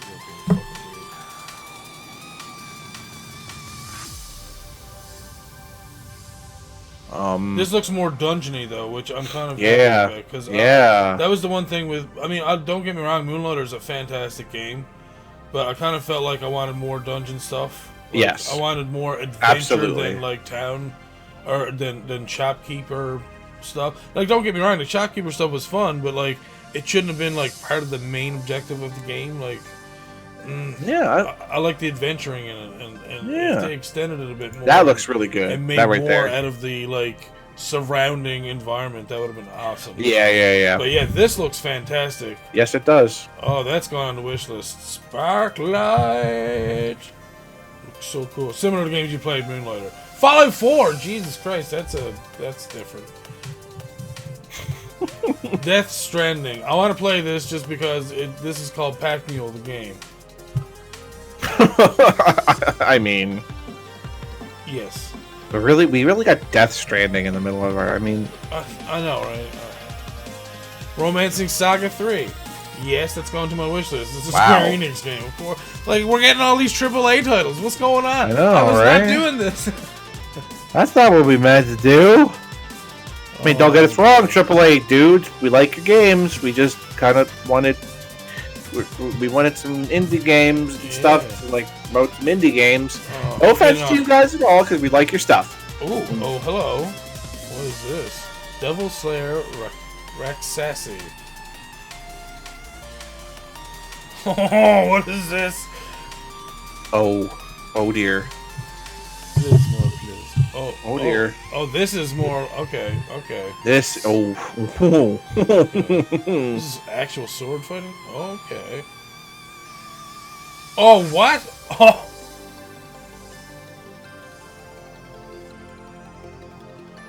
What is Mrs. there? Oh, that's her. Okay, I didn't know that was them that you were using. The overhead view makes it hard to. Oh, wow. Yeah, no, it's a little disorienting. A little bit, yeah. Otherwise, yeah, this is actually not that bad. I like that it's like sword fighting instead of guns for a change. Right? Yeah. There you go. There's. Whew. I've got my wheat boner on right now. I've been following like a lot more pixel artists and indie developers online recently, and they were putting up waifu stuff. Scott, you need to get on Twitter, dude.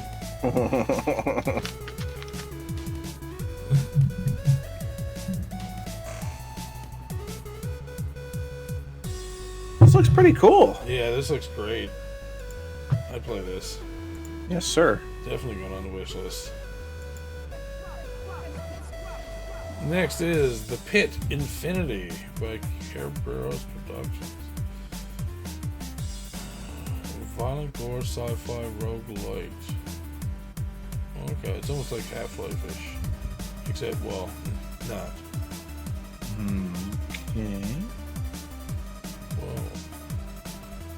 Looks like there's a lot more environmental stuff that you can do, like changing, like getting hurt by conduits and stuff like that, or they're broken and stuff. That's kind of oh, big disgusting box. I don't know how I'd feel about opening up those. It's actually kind of, I don't know. I think with a group of people, this could be actually a lot of fun. I assume online co-op. Yeah, okay. I could see this being a lot of fun. I bet you 6 would enjoy playing this, guaranteed. You know what? I'm gonna add it to my wish list. I don't really go for much first-person stuff, but this doesn't look too bad. Yeah. All right, we only got a few more games left. Tracks, the family-friendly open-world train set game.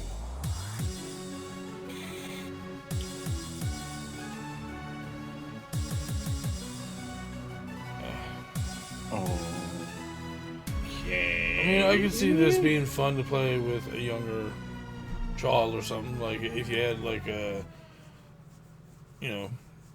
one of your own kids and that were younger and wanted to play something, this could be fun to play with them.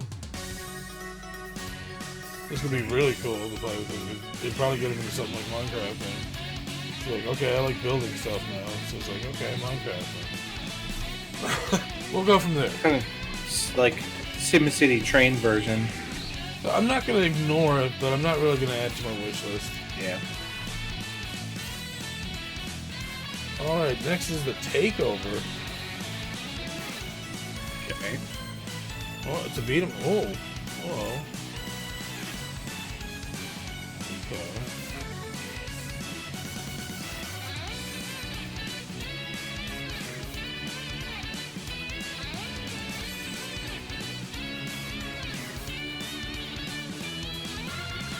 I bet you get the name out of the middle of the screen so that we can see the game. Jeez. Whoa, Mega. How's it going? Ethan Rivers.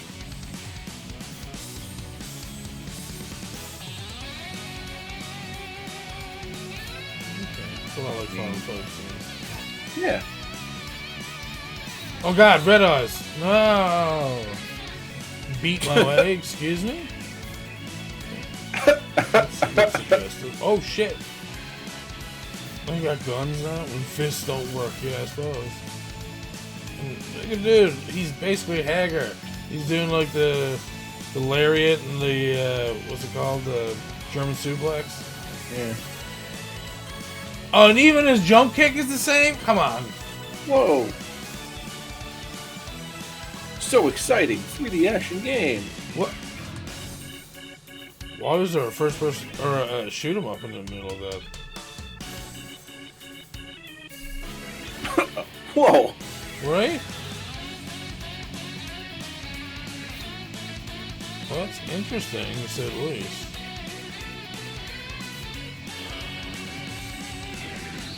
Yeah, oh, it's very much like Final Fight. I mean, dude is basically Hagar. I mean, yeah. Alright, so I've added on my wish list. I'd still give it a play. Master of Pottery. Oh, yes. Patrick Swayze Simulator 2019. Oh, baby. So remember when I said 9 out of 10? Yes.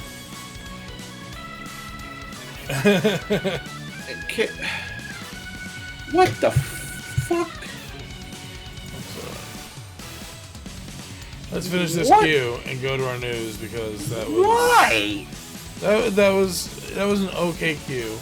We had some okay games in there, and then we had some that were AAA, and then we had some what? But again, you can't always control the queue. That's all you can do. All right, so our indie retro news this week starts with Fix-It Felix Jr. For the Commodore Amiga? Yeah. So, I'm not sure many of you know by now, or many of you by now have seen Disney Animation's Wreck-It Ralph, a cartoon which follows the journey of a villain from an old 1980s arcade game that at the time in reality never actually existed. Well, you may or may not know that not only did it actually spawn a real online and mobile-based game called Fix-It Felix Jr., which played just like the Donkey Kong clone from 1982, but it also spawned a homebrew Sega Genesis emulator version that had been ported by enthusiast programmer Future Driver for the Genesis Mega Drive consoles. So let's have a look at that. Excuse me.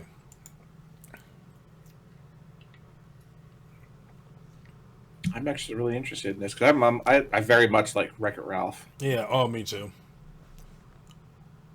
My mouth got super dry. I'm gonna smash it, or I'm gonna wreck it. I don't know why You moved my stump. Oh, that's good stuff. I'm gonna wreck it. Rectum. Okay. There it is. I really like the fact that they actually made it. I'm a big fan. Oh yeah, no, this looks like it could be pretty good, and it looks like, well, it's for the Amiga too, so this could be really good. Like they call it retro. Oh yeah, when you see it, well, you'll see it's gonna look and feel like an arcade game, I bet, because it's on the Amiga. I was quoting the movie. Oh, my bad. It's old. No, they call it retro. Okay.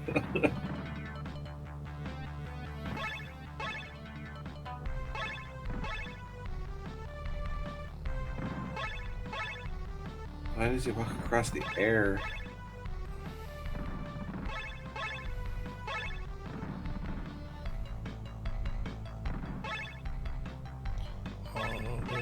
Oh, you almost got dumped on, boy. I'm like super interested in this now. Right?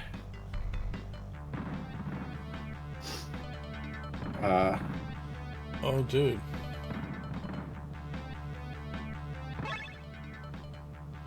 Oh, does he gotta get the right ones?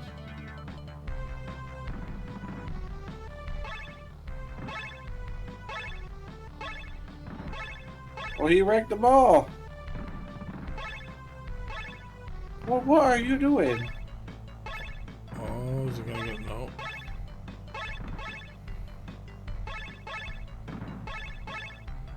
Oh, Get in there and unwreck that stuff, boy.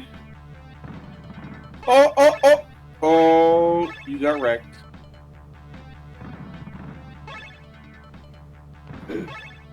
oh wow. Stage 3. All right, you fixed it.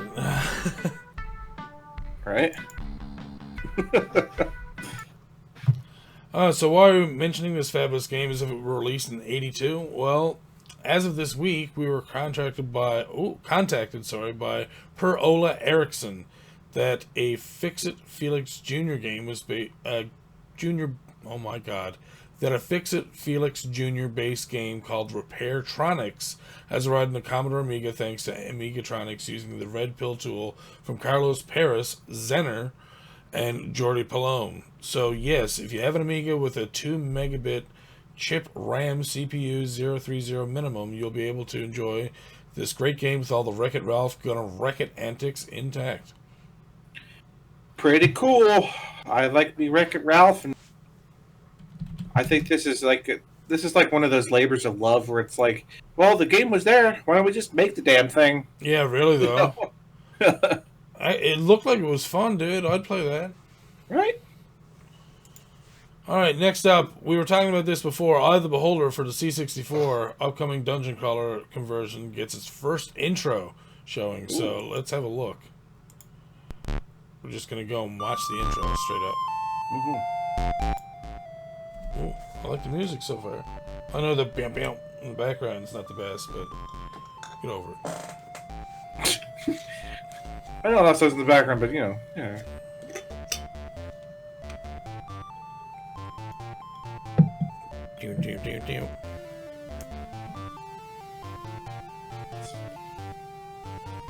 Oh, look at that guy looking all smug on the freaking throne. Oh, you guys came here to see me. I'm the boss character, you prig.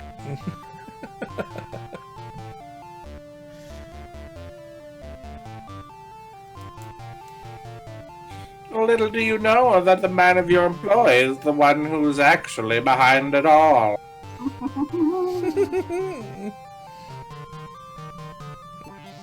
Jesus.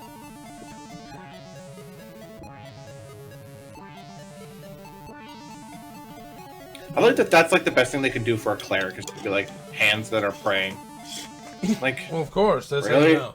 Either that or have, a cross somewhere on their body. A holy symbol or something. Like, show a holy symbol or something. You know? Yeah. Clerics aren't just about standing still and praying. So that looked pretty good.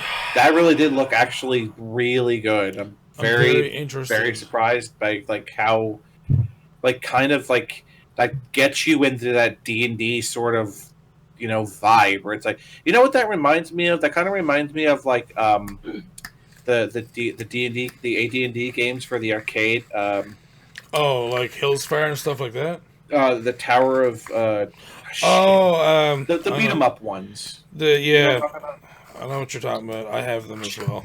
Shit. Champions of Mystara. Yeah. Tower of Doom. It was a Tower of Doom. I think so. Yeah. Well, that's the first one in the series, anyways. There's a second one as well. Whoops. AD&D. D&D beat 'em up. Shadow of Mystria. Shadow of Mystara, yeah. Yeah, and then the Chronicles of Mystara. Tower of Doom, yeah. Tower of Doom, yeah. That's if you haven't played those, yeah, those are those games were really good. Yeah, looking forward to seeing the entire completion for Eye Beholder for C64. It looks like it's going to be pretty good, especially being for the C64. So, up next, yeah, like they. Oh, sorry. No, I was just saying that that intro really does just get you into the gear where it's like, oh, I'm ready to do my D&D stuff. I got my party and it's time to go. Get to explore a new dungeon. Well, if you haven't played it before, I guess. So up next we have a game here called Gangsters 1920, an isometric adventure game now available on Steam. So what we're going to do, of course, is watch the demo. The demo for it. Isometric. I didn't mean to mute it. Play, please. There's an error. Please try again later. Excuse me? Completely terrible at navigating isometric games. Apparently, I'm so bad. We can't get a video for it. Uh-oh. All right. The game. This game, regarded as a retro-style adventure, is an isometric design, puts you in control of a detective Lake in the 1920s to hunt down the gangsters responsible for the national bank robbery. According to the developer, Gangsters 1920 is inspired by a great adventure game from the 1980s. It features a 3D isometric viewpoint, graphics in real time including shadows, high replay value thanks to a randomly generated optical scene map after each new game start, mouse and keyboard control, and finally, all this as an arcade adventure in a retro style. Cool. So let's go over to Steam. That's pretty decent. Yeah, that sounds like it could be good. Especially for a game of that genre. Mm-hmm. It's pretty cool to have I wonder if they're talking about Deja Vu. Maybe? Oh, or maybe or Wizardry? No, Night oh my god, what is that called? No, that's not it. Yo. Nightshade. For the NES. Oh, Nightshade, Claws of Hair. Nightshade was isometric. No, it wasn't isometric, but this feels more like Nightshade.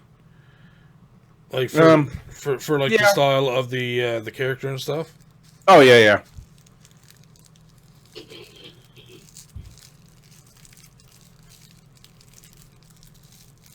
Is it over? Oh, okay. My bad. Alright, so that's kind of cool. It definitely looks a lot easier to control than like other isometric games, though. Well, I mean, being I wonder if it's like a point and click kind of thing, or like, do you move using like? That'd be really weird to have like a point and be like. I mean, they did say like mouse and keyboard control over it too, so that'd be really weird to have like isometric view and then just point and click. That'd be really strange. Well, you never know. But anyways, we're gonna go to our next thing here that we have that's called Cursed Roots. A horror adventure game that might creep you out. Scott, this is going to be fun. Yay. Let's listen to me and Scott cry or something. I mean, you know. Okay. That's your ant there. That's lovely. You want ants? That's how you get ants. I don't like... See, why do the people in the horror, they can take, and it doesn't even matter like what style they use, they always manage to be like, yeah, I can make this creepy. Like, what do you have a bottle of glue? Why are you calling 999? That's not 911. There's no signal here, yeah, I wouldn't say. Oh, holy 999. Okay, no. So you have to. Oh, jeez. Oh, Jesus! Whoa, what's going on here? Alright, you also have to, like, oh, what the fuck? So, you have to understand that I get to see this like a couple seconds after Stefan does, because there's like a 5-second delay. So, oh, Jesus fucking Christ, what the fuck was that? I don't like that the ant keeps chasing after you. I really don't like that at all, man. Oh, hell. Fucking whatever the hell that. I wouldn't be able to play this, man. Anyone who's into horror games, like, you guys must be loving it when we find this stuff. You're like, yes. Oh, I like, know. That one, Faith, is like getting super popular. Apparently, apparently it's a real. So, and this looks like it could be one of those things too, because that ant that just died and turns into a zombie chasing that. That's a little terrifying as well. Yeah, no thanks. Horror games, Jesus, every time. Anyways. Up next, we have M.KID, an upcoming Amiga game from Soy Soy, gets a demo. Ooh. Alright, so let's see. Oh, I love the indie retro news music. They always get good stuff.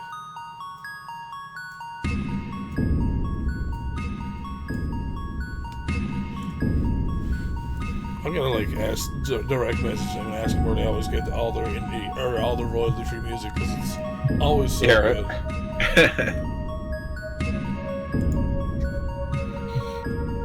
Oh, red pill powered. Okay, Jesus. Okay, so that's what Wreck-It Ralph was used or done with. So this should be like moving pretty good. Okay, the music is making me feel like I'm gonna get mad at this game or something. Wait, those are they took blocks from M.KID. That's what I thought too. M.KID. So that's what I'm wondering, if it's something like M.KID's or not. Jesus.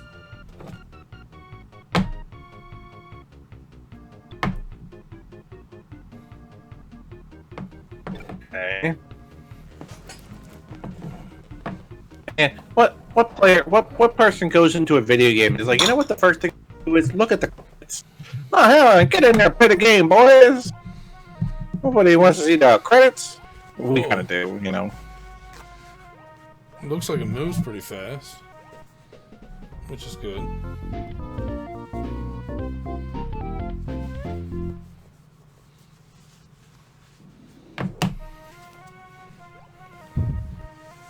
Oh, it's a one hit and you're dead sort of game, huh? Oh god, that could be terrible. See, I told you it would be rage-inducing to me.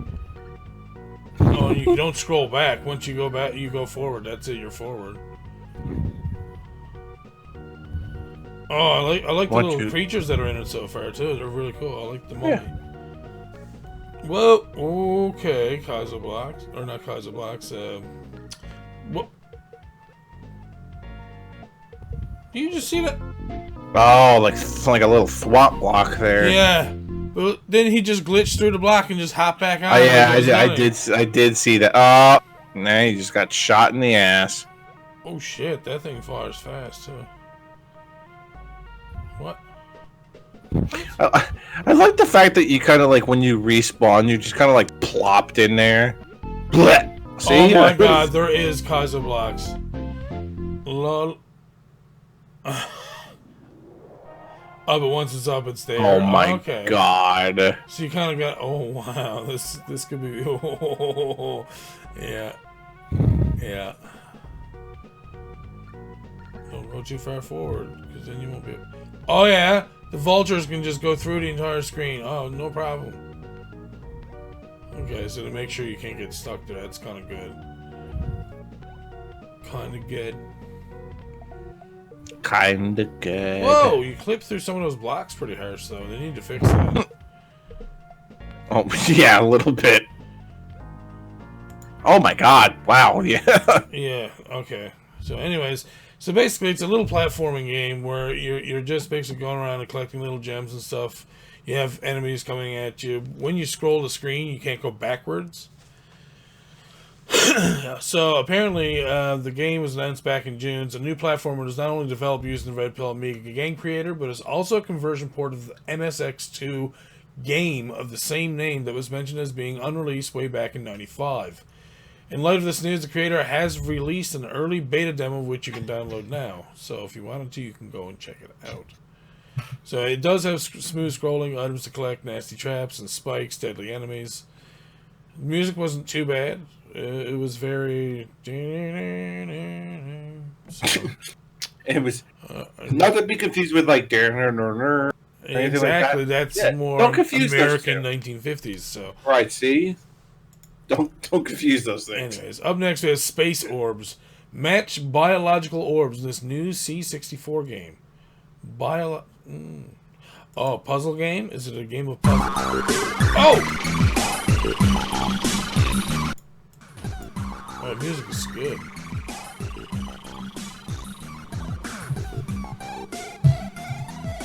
Also, if you haven't seen already at the top of the screen, everybody, there's a lot of tabs.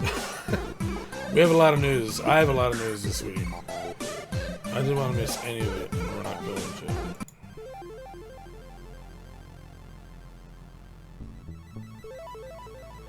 Oh, like that intro though. Ooh. Oh, there's waves? This could be an SDK game. Possibly. Depends on how puzzly it gets. Match. Aliens have arrived. Communication have failed. Biological explosive orbs are causing... Ah, it was too fast. Devastation. Match orbs with a partner to remove the threat. Take your time. New orbs spawn only when moved. Avoid critical mass. Okay.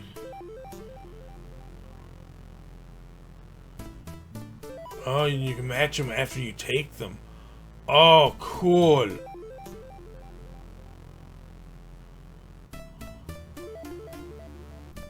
Oh, okay, now you have two oh, snap. Scott. That's pretty cool. Okay, so he's gonna get... This really reminds me of something, and I can't put my finger... Oh, okay, more do come in. Look at that.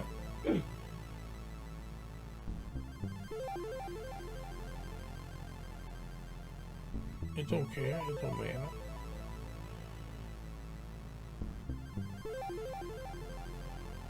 Boom, take that.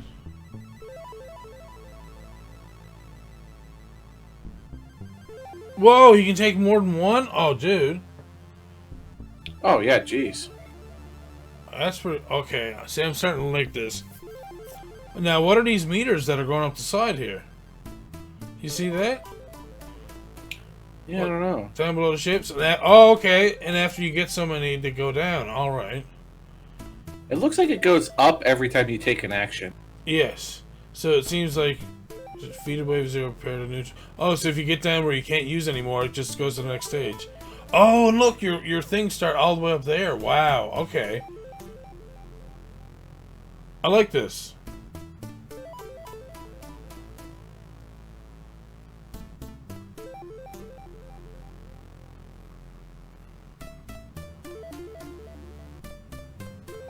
trying to remember what this reminds me of. There's like another puzzle game that does something like this.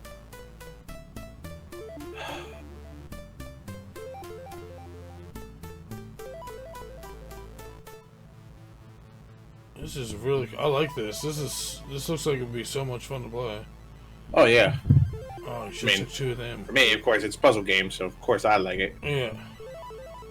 Oh, they just match one right out. Bad. Yeah. How are those ones just hanging on there? Trippy.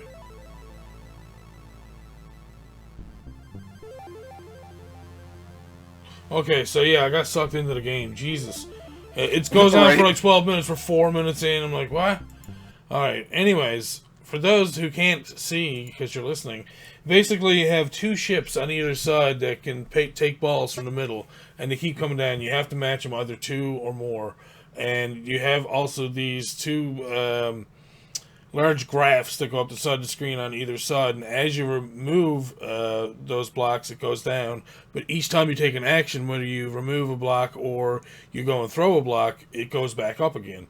So you want to just go all the way down as much as you can, obviously. It will spawn in new blocks and stuff. And you can take at least 2 blocks, or two little orbs, because they showed it once, but they didn't do it any more than that. I'm wondering what a 4 would do. That'd be like a 3x, and you get a whole bunch of that down. I don't know. I want to play it, though. It looks good. I love it. Yeah, it does. Oh, all right. Next up, we have the Nanji... I don't feel so bad. The Ninja Zombie Killer. The Nanji. What the fuck? The Ninja Zombie Killer. Battle ever-increasing waves of enemies in this new Amiga game. Ooh! So in this game you play as a tubby little ninja that must fight against old and creepy zombies and bats. They'll become much more difficult to deal with as the levels progress. Compatible with an A1200/4000 AGA machines. Also Vampire 500, Vampire 600. Requires 68020/8 megabytes of fast RAM. Does not require any hard drive installation. We can install it by just copying it.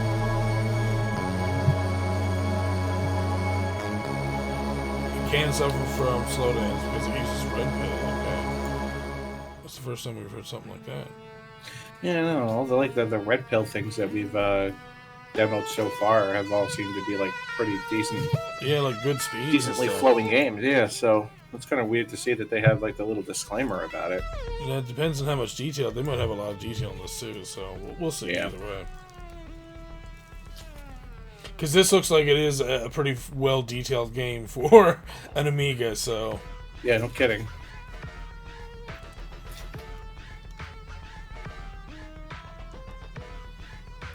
Just the title screen alone.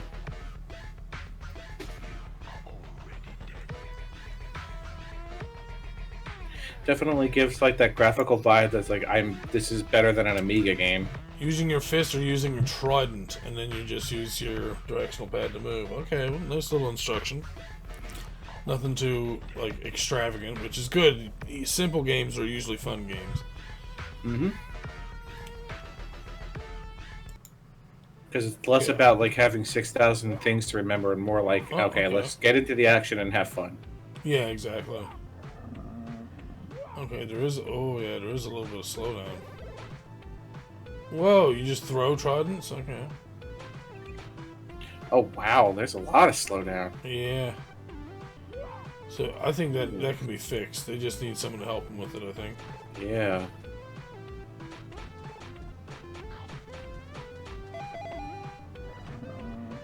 Because this looks like it actually has some potential. It looks pretty good. Yeah. I like how like the zombies kind of get like chopped up. Why didn't you just turn around and kill that bat, yo? What are you doing? Don't kill yourself. What are you doing that for?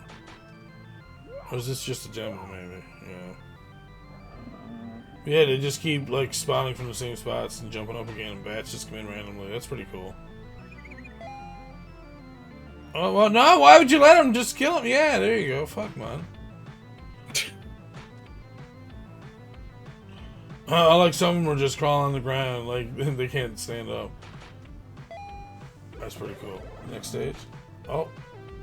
Why didn't you kill him? Just go turn around and kill him. And leave. Game over. Oh. And the soundtrack's actually pretty good too, so. Alright. It looks like it's more of a demo right now. I don't know if that's a full game or not. But yeah, it has a bit of slowdown. I think they could do a little bit more with it if they wanted to, because I mean, we seen that Wreck-It Ralph had more, I guess, advanced graphics. Like, it looked like it was more polished. So I mean, now don't get me wrong, this has some nice layering in the background there. It looks good, but like it only showed us the one level really. Yeah. And okay, there's some other parts after. I guess they didn't want to show too much, but still, like. That slowdown, you shouldn't be getting that, I don't think, not with this type of game. Yeah. No, I could be wrong. I mean, it definitely looks like it has potential, though, so... Yeah, exactly. A little polish, man. I think it would be pretty good. Yeah. Alright, so I just wanted to mention this real quick. The Bruce Lee Duology, the best of Bruce Lee double whammy for the C64. We went over both games before. Yep. So we had...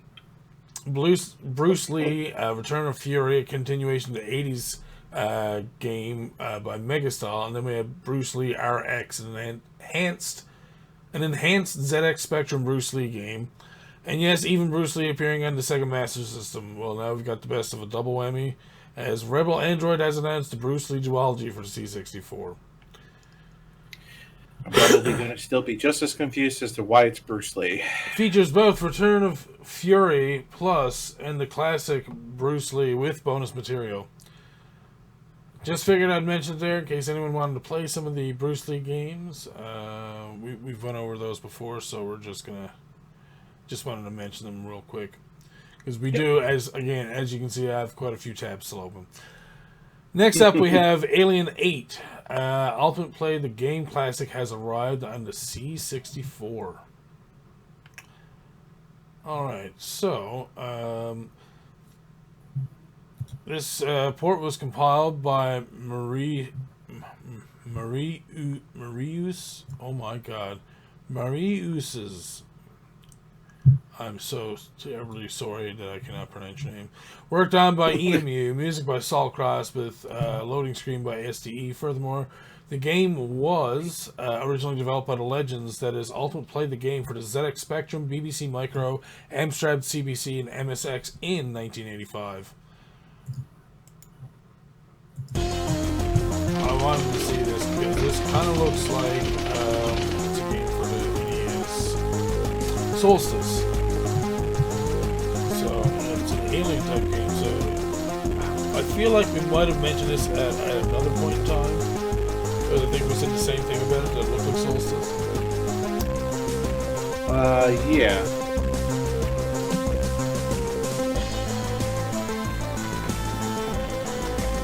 So I like this music video for this one. Perhaps.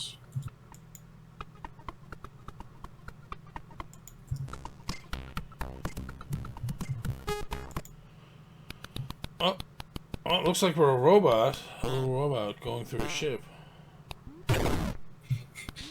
Oh god. To get me back into reviewing this here because I accidentally refreshed the stream. What's that? I went to move something around and accidentally refreshed the stream, so. Alright. That's no big deal. Have we seen this before? I think so, or maybe it wasn't this, but maybe there was something else similar. There was another game that this. This was a lot. I think it was a lot smaller. Yes, yeah. Yes, definitely. So I like it. I'll say that immediately. I like this. This looks fun.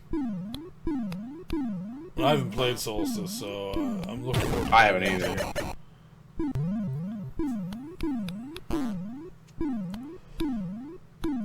We cannot jump backwards. So basically, you're a little robot that's jumping around on a ship, and you're trying to progress through each room. I guess there's just probably some things you have to do in each one. Mm-hmm. Oh my god, those sparkly things will not let him down off the platforms. Alright. Oh, no, He got down! You should have just moved. Oh. Anyways. So it looks like it's going to be a pretty fun game. It's a big platformer, obviously, a puzzle platformer type game, but a lot along the lines of Solstice for NES, if you've ever seen anything like that, where you have to like have this isometric view and you're kind of like going from room to room. Really beautiful color palette. I love those color palettes. Same thing in Solstice as well. They have really good color palettes for that game. Up next, ooh, yeah. R.E.R.O. or R.E.R.O. Amiga Hero remake gets an early demo tease. This actually looks pretty good. R.E.R.O. Looks neat. Let's see it in action.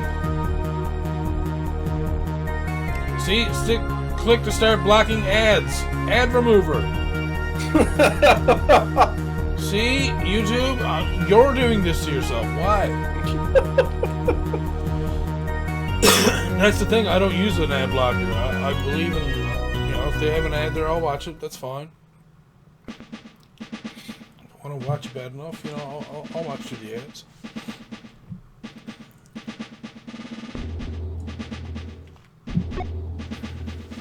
Rocket-driven emergency rescue operation. Alright, so let's get to the game here. I feel like we might have seen it. No, never mind. We have not. Oh, I don't think we've seen this. This looks kind of cool. I like it so far. It's a platformer, but it has like this, you're going downwards. Wait a minute. Yes, we have. We have? Okay. Yeah, we absolutely have seen this. Ooh. But I don't think we saw it in this version. I think it was like a So we might have been watching the Hero version. maybe. You know what? I think you're right. So, this looks good so far, though. The graphics are fantastic. I love them. Mm-hmm. Oh, God. Oh, God. Get down, dude.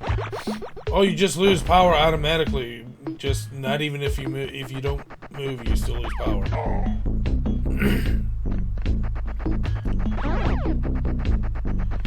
yeah. This would be difficult. It looks like it's also fun, too. Mm-hmm. But, yeah, it reminds me almost like Prince of Persia, Buenos Bob a little bit as well. Yeah. Like the way you progress downward and stuff. Kind of Metroidvania-ish, except we don't have a map or anything just yet anyways.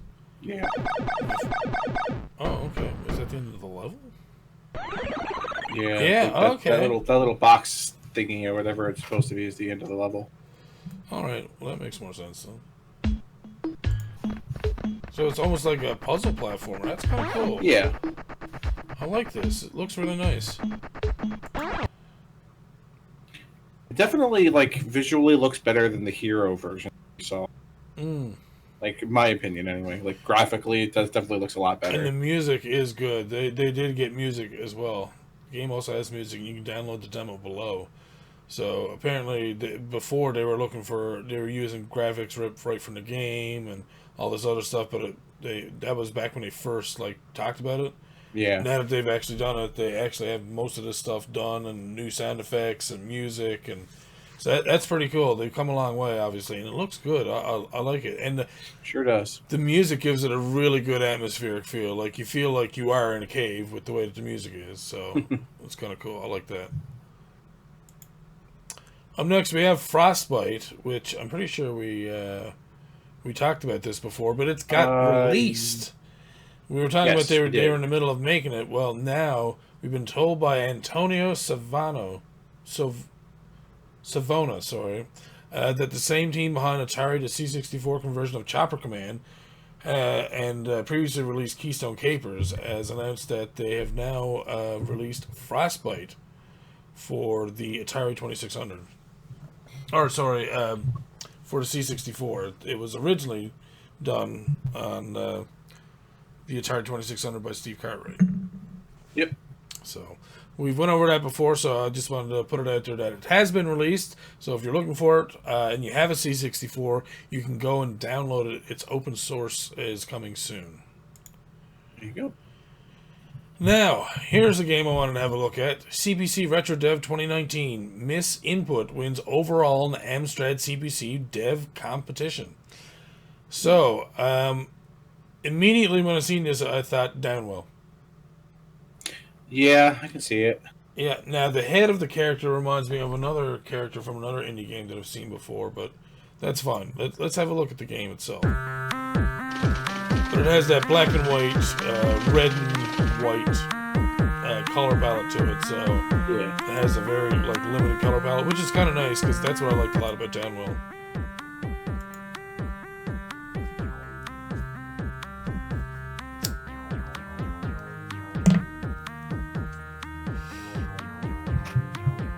Yeah, Solstice is a fun speedrun. I watch Neffets do it a lot. Who we know through YouTube, by the way. Mm-hmm.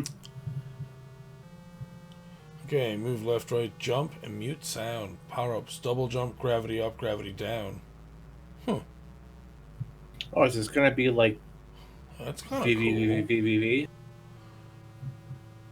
I don't know. It sounds like you could probably increase your gravity so that you could jump further. You know what I mean? Like, okay. Jesus, this runs fast too. Oh, Jeez. Oh, snap.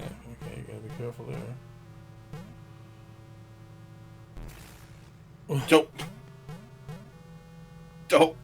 Well, I mean, the music is basic because, well, I guess, it was done at a competition, so be happy it has music at all. I guess is the way you'd look at that. Man. Yeah. Oh, Jesus. Oh, wow. This is... You almost need to This is slow pretty yourself down a unforgiving. little bit. Yeah. Right. It's super, you're really fast walking. So I guess, like I said, the gravity down would probably help for you to, like I said, jump further. Not again, maybe next time. What? If you die in the same place like a couple times, does that do that? I wonder. Oh. Oh my god, this goes on for an hour. Alright, so we're not going to watch that for an hour, obviously. But yeah, it's definitely a puzzle platformer, one death kind of thing. Like you restart the little levels, but it looks interesting. And for something that was done at a small competition, or I shouldn't say a small competition, but something that was done as a small game for a competition, right? Yeah, this was pretty good. And it pulled out first place. It looks fun. Out of 35 games, it pulled out first place. That's pretty cool. It looks pretty good. I'd like to see this. I'm kind of a fan of these games, like the impossible game sort of stuff. You know what I'm saying? Where you have it's single room puzzles, but like everything is out there for you. So it's like the only person you ever have to blame for anything going wrong is yourself. Because unless they have trolley stuff, like in some games where it's like, oh, you stepped here, spikes are here, and you didn't know. Right, like games like I Want to Be the Guy. That's like experiment and then like success. Exactly. But games like this where like literally everything is thrown in front of you and you literally see where it's like there's no like instant death traps if you just happen to step on a specific place or anything like that. That's like kind of like I Want to Be the Guy sort of stuff. Where it's like once you know the game, you can zip through all of the stuff, but like the first time through, you'll never know any of that stuff. Yeah. Well, here you see everything. Exactly. And you have to depend on yourself learning the physics of the game itself. Like, as you can see, it wasn't just simply like, jump, jump, jump, you're up there, jump, jump, jump, you're down there, jump, jump, jump, you're done. Right. So it has like those aspects of Super Meat Boy where like you literally get to see everything and it's up to your reflexes and skills to be able to make it to the end of it, you know? Which it's kind of nice, but like I said, they throw this like you jump higher, so you gotta kind of like slow down and come down the wall a little bit first, then jump over, kind of thing. So, all right, so yeah, that's Miss Input for the Amstrad CPC, and hopefully, did they have? Yeah, you can download it. You can go and download it for your Amstrad as well. So if it looks like something you'd like to play, and you have an Amstrad or an emulator, there you go. All right, Prince of Persia, a brilliant retro gaming classic, is coming to the Intellivision. Really? All right, so curious to see how how this will run. It's coming to the Intellivision as a conversion port by Matthew Keel. This game was originally released in '89 by Broderbund for multiple systems, featured lots of well-designed platforming levels and extreme danger, as you must be careful not to fall through loose floors, get hit by sword-wielding guards, crushed by gates, or skewered in blood by deadly spikes. God, I was so terrible at this game. You and me both. We don't know when the game will be finished, so it's going to be it could be for a while, but for the last release video above, the developer has said more animations have been done as well as platforming collision routines added. And that's everything we know so far for this version. So, that sounds interesting, because the Intellivision is a lot along the lines of the Atari, but I think it has a little bit more power than the 2600, if I'm not mistaken. Possibly. I could be wrong, but it looks pretty good. Let's have a look at this little demo he has here on his TV. Oh, dude, if this is on the Intellivision, like, I've never seen anything look this good on the Atari 2600. Oh, wow. Yeah, dude. Oh. This is what I'm saying, like... Okay, that's definitely a lot better than I felt that was going to be when when you first told me it was going to be in the Intellivision. That's what I'm saying.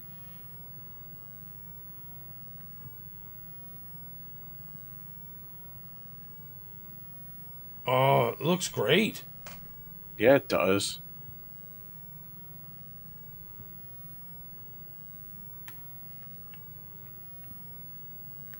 It looks like he's playing directly on the TV as well, which is awesome. Yeah, right? That's a nice TV. Like, the picture's pretty good for just recording it off the TV. Yeah, right? Oh, God. Wait, there was a spike pit there or something. He's obviously played this game. Well, of course, if they're going to convert and, port over the game. Mm-hmm. I would hope you're a fan. I hope so. No, I'm just doing it for fun. Really, I hate the game.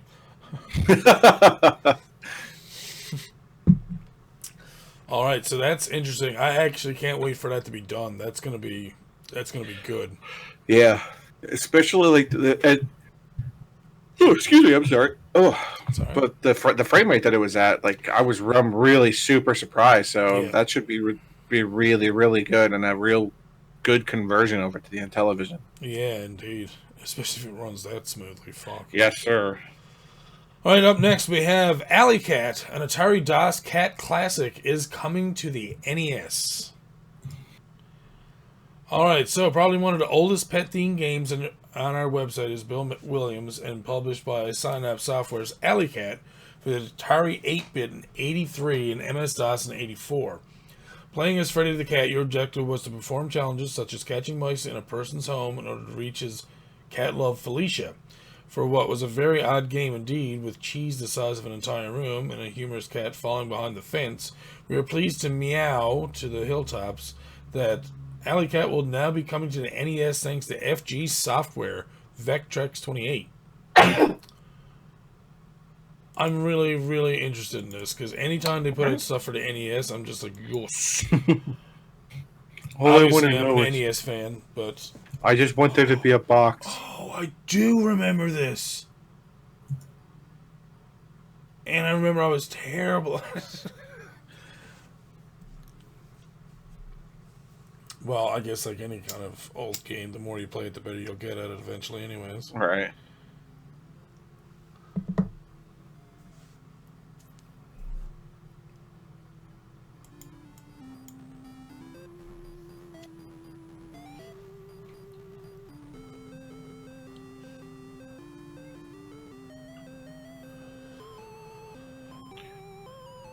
Yeah, I don't know. I don't remember this.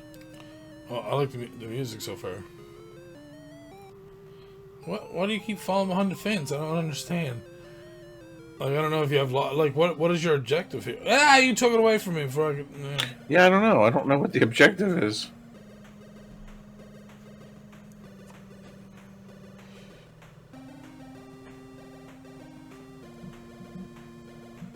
Oh, the music is fucking rocking, man.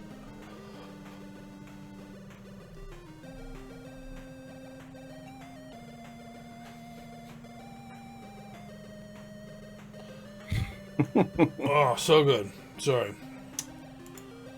Alright, so basically it looks like you're a cat, but you're doing some platforming, but I didn't know what else you were supposed to do there. It's a very early stage of development, with just the main stage being shown in low volume music. From the little we've seen in the footage above, this is looking graphically appealing, much better than even the Atari 8-bit MS-DOS version mentioned above. Basically, if completed, this retro classic will be a great fun for all the family game when it does make an appearance on the NES. So if they're saying that it actually looks better than the originals, then yeah, that's pretty cool. Saying something, yeah. Especially if it's on the NES being like a better looking, So that's cool. I'm looking forward to that. I really want to see more NES games because that stuff always excites my pants. Up next, we have The Curse of Trasmaz Collector's Edition. High quality ZX Spectrum game ready for pre-orders. Now, is this one I think that we may have looked at before? Maybe? Oh no! I don't remember this. Oh no! Ooh, Defeat the maybe monsters. not. This looks pretty good. For like a little platformer, I love this. Oh! See, look at the fucking ZX Spectrum's like color palettes, man. It's 4 colors, but it's awesome. Oh. Sorry, there might be 6 colors. It's probably like 8. It's probably 8-bit colors. Oh, don't you dare! Can you actually get it as a full? Come on, man. If I can get a full physical copy like that, oh my god, that looks good. Oh. Alright, so. Well, of course, it's ready for pre-order, and there's a collector's edition, which I assume is the box there. Not only ready for pre-orders, but as of 16th of December, you'll be able to play it via cassette or 3-inch disc, although there is no mention of a digital download as of yet. The game is being developed by a team of people such as Volcano Bytes, Defecto Digital, Baker, The Pope, and Bitfans, with cover and box art by Danny Diaz, and created using AGD and Musicizer 2. Sadly, we don't know anything about the story, but according to the video above, the game will be a single-screen arcade platformer featuring 3 areas, more than 20 levels to puzzle out. Have 4 enemy types with unique behavior to defeat, have amazing in-game music for a 128K version, and finally playable via keyboard, Kempston, or joystick. For further details such as box design, pre-order, and credited teams, see the links below. That looked pretty good for the ZX Spectrum game. Yeah, right. High quality is a good word to use. That looked fast. It looked fun. I loved it. Like I said, the color palette of the ZX Spectrum, I absolutely adore. The pinks and yellows, I don't know why, they just really appeal to me. It like nerds me out, I guess, to like computers and stuff from back in those days, and stuff, that kind of shit. So it's nice to see that cyans and stuff. You didn't need 6,000 colors to make a good game, man. Not at all. All right, up next we have Blast Away, an addictive arena shooter released from R.E.R.O. Are you looking for an enjoyable game to play that is inspired by the classic Wizard of War game from the 80s? Then look no further than Blast Away from R.E.R.O., a brand new game for the Amiga OS 4.1 and Windows that the developer says is a highly playable and entertaining arena shooter, gameplay-wise heavily and shamelessly inspired to Wizard of War and graphically somewhat inspired to the Chaos engine. As noted by the description, graphics have been pixelized by hand and music has been tracked as modules to let the player live a true 16-bit experience. Game features 50 awesome arenas spread over 5 different stages, enemies to blast away with kick-ass firepower, a foreboding soundtrack, great animation, and plenty to keep you busy throughout this week and beyond. So let's have a look. We won't watch 10 minutes, but we will definitely watch some. Track is pretty good so far. Ready. Oh, whoa! They just come at you.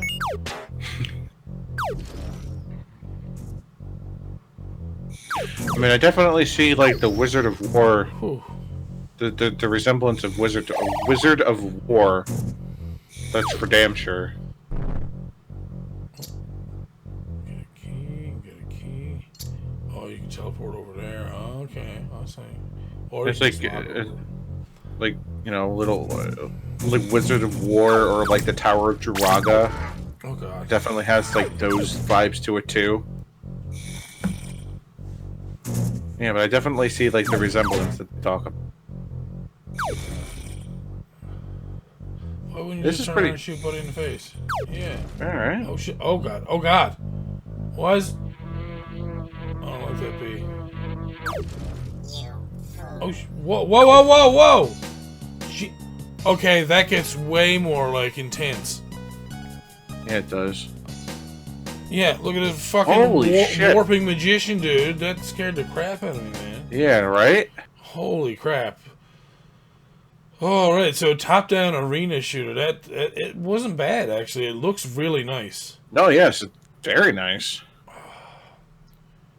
Every fucking week, man. So many good games.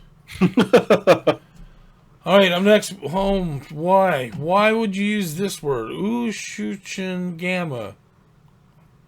I definitely didn't pronounce that right.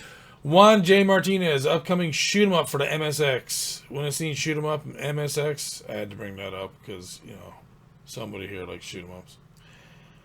So, Juan J. Martinez made some rather cool games lately.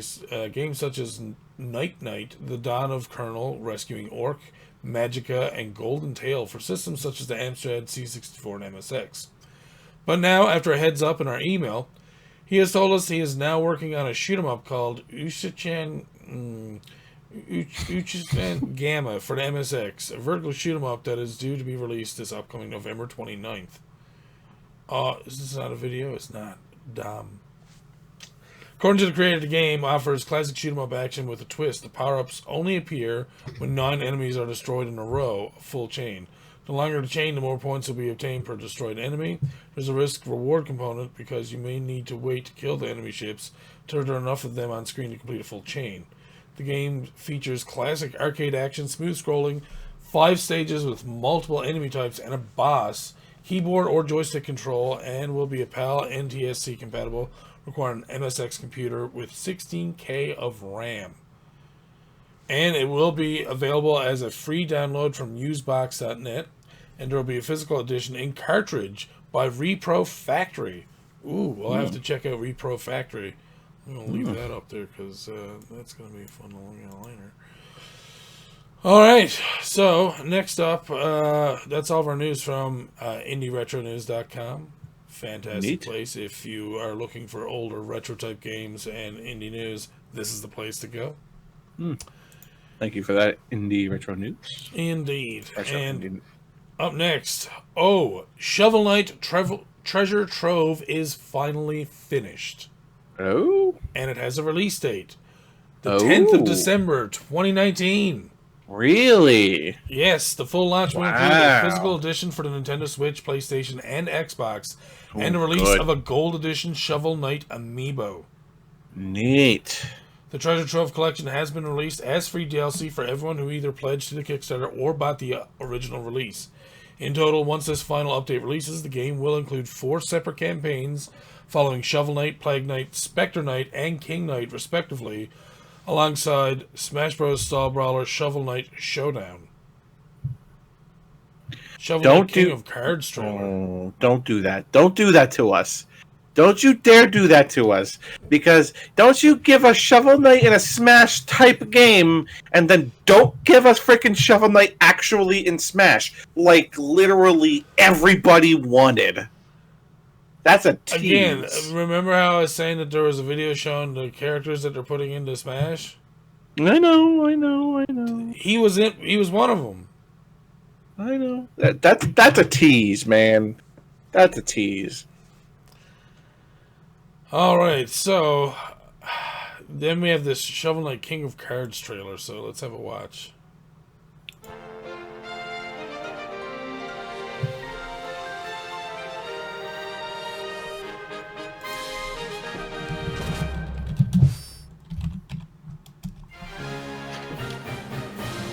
Oh, of course it looks good.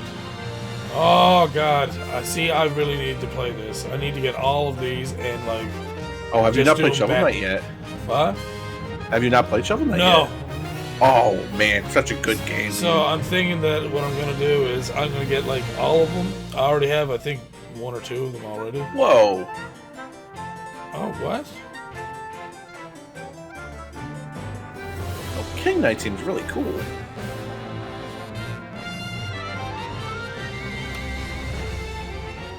So yeah, I'll probably get all the games and play them back to back, just so that we can like have a fun time with that. That would be a fun indie quest thing to do. I have not had the opportunity to play the Plague Knight one. Yeah. I heard it was really good though. Oh, all of them are good, dude. They're always good games. I mean, look at this. King Knight looks really. I want to do things that are against terms of service right now. Sorry.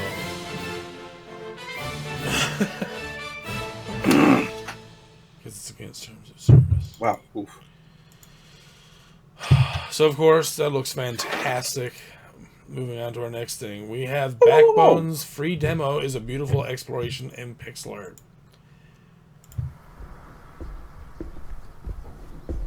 Oh, Scott. Yeah. Oh, man. I'm telling you. I told you. Oh, God.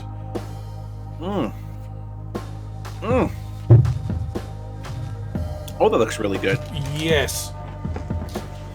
I don't care if this is like... For those of you who are watching live, please excuse me as I hit some candy here. My vape just kind of backfired, and I have a mouthful of gross vape juice, so please excuse me as I get that out of. And anyone out there who is listening only, you need to go and watch the Backbone prologue trailer. If you like pixel art whatsoever, this game is gorgeous. Oh my god, the lighting just like this is the next thing with the whole pixel art thing is the lighting that they're using now. And it's like we've seen one game like a long time ago now that like blew my mind. It was like almost like a suspense kind of trailer that they had for it, where a dude was like trying to run away from somewhere, and they had like a lot of different lights and like layered pixel like graphics and stuff. It was So yeah, if you're listening, go watch the trailer for Backbone and do yourself a favor, close the doors, get yourself a handful of tissues. You're gonna need them. Jesus, man. No, that looks good though. So if you want to know what it's about, there's it's a noir-inspired detective game that picks out the best elements of the well-trodden genre, but does them all a little differently. You play Howard Lotor, a raccoon private detective, making a living in a world of emotionally messy animals. The outlandish cases he investigates take you to all corners of this alternative dystopian Vancouver, through seedy bars and lamp-lit streets, right to the underbelly of this beaten downtown. Aside from the beauty of the scenery, the writing really shines as Howard attempts to talk his way through the social structures of this world and the inequality that soaks within. So, and I cannot, like... We can't emphasize how awesome this looks. Yeah, like, you have to go and watch it. It looks so good. Yes, sir. Alright, so, ex-Cuphead dev teases new game Spring Falls, and it's not very Cuphead. Or it's very not Cuphead. Oh, yeah. You can see that for sure.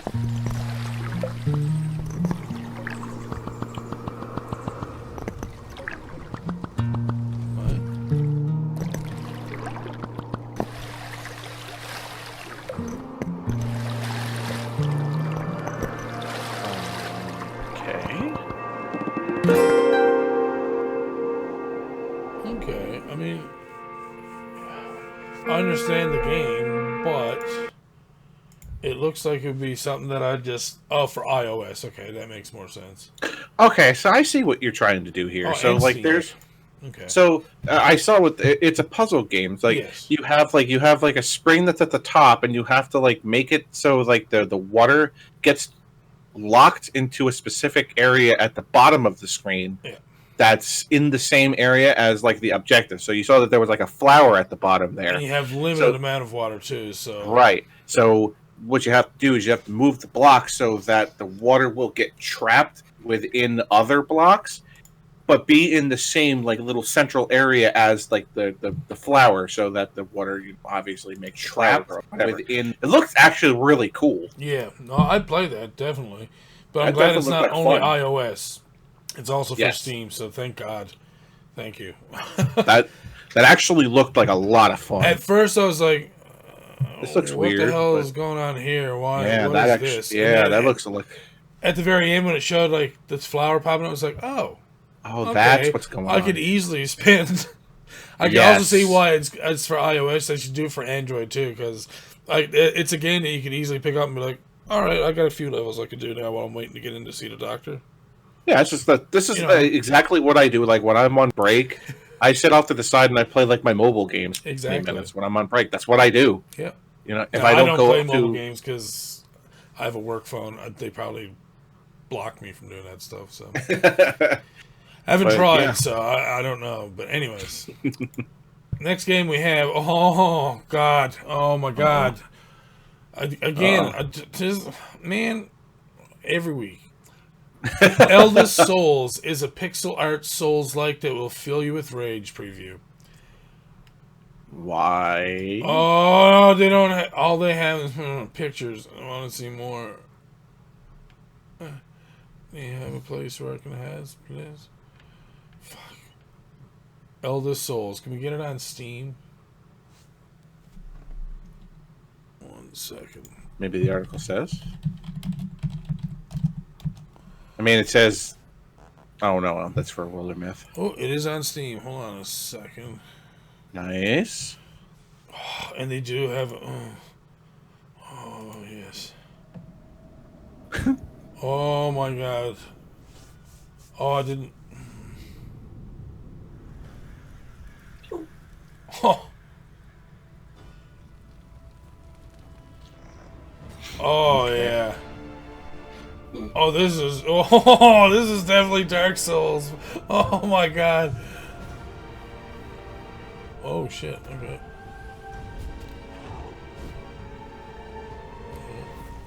Whoa. Okay. This is pixelated Dark Souls. Oh yeah. Yeah. See, I want to see more of the. I hope they have pictures of like places you see along the way.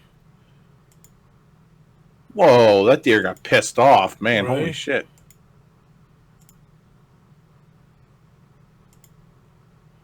Yeah, okay, so it does look like they do have, like, you walk into these areas. I just wish they'd show more of the environment areas as well, just so you know that there is more to it than just battling bosses. Not that that's a bad thing or anything. That's going on my wish list, yoink. Oh, yeah. But, yeah, not that that's a bad thing or anything, but, like, it's also nice to be able to have, places where you can actually just do some standard fighting, learn how to fight a bit better that way. Right, yeah. Leveling up and stuff. People love that shit, man. Mm-hmm. So we're done there. We're going to go over to Destructoid. Next we have Garden Story. This is a new game that's coming out for the Switch, I believe. I could be wrong. Oh, no, it's coming to Steam next year. But there's a limited time demo that we can play now. It's a social sim, so this could be cool. And it is pixely, so of course I'm gonna love it. Ah! Yeah, it looks awesome. Okay. Kind of has that community feel where you go and help people and do different little things to get rewards and. Yeah. Oh no, there is some battling stuff. Okay. Okay, that's cool. I like that. Oh, man, so many cool games. I love it. This is why, guys. Like every once in a while, you'll see us like we get like super excited about going onto the podcast and talking about this game, and we're like, yeah, we reviewed that like 2 podcasts ago, because there's just so much cool stuff that we find that we're like we just want to talk about it.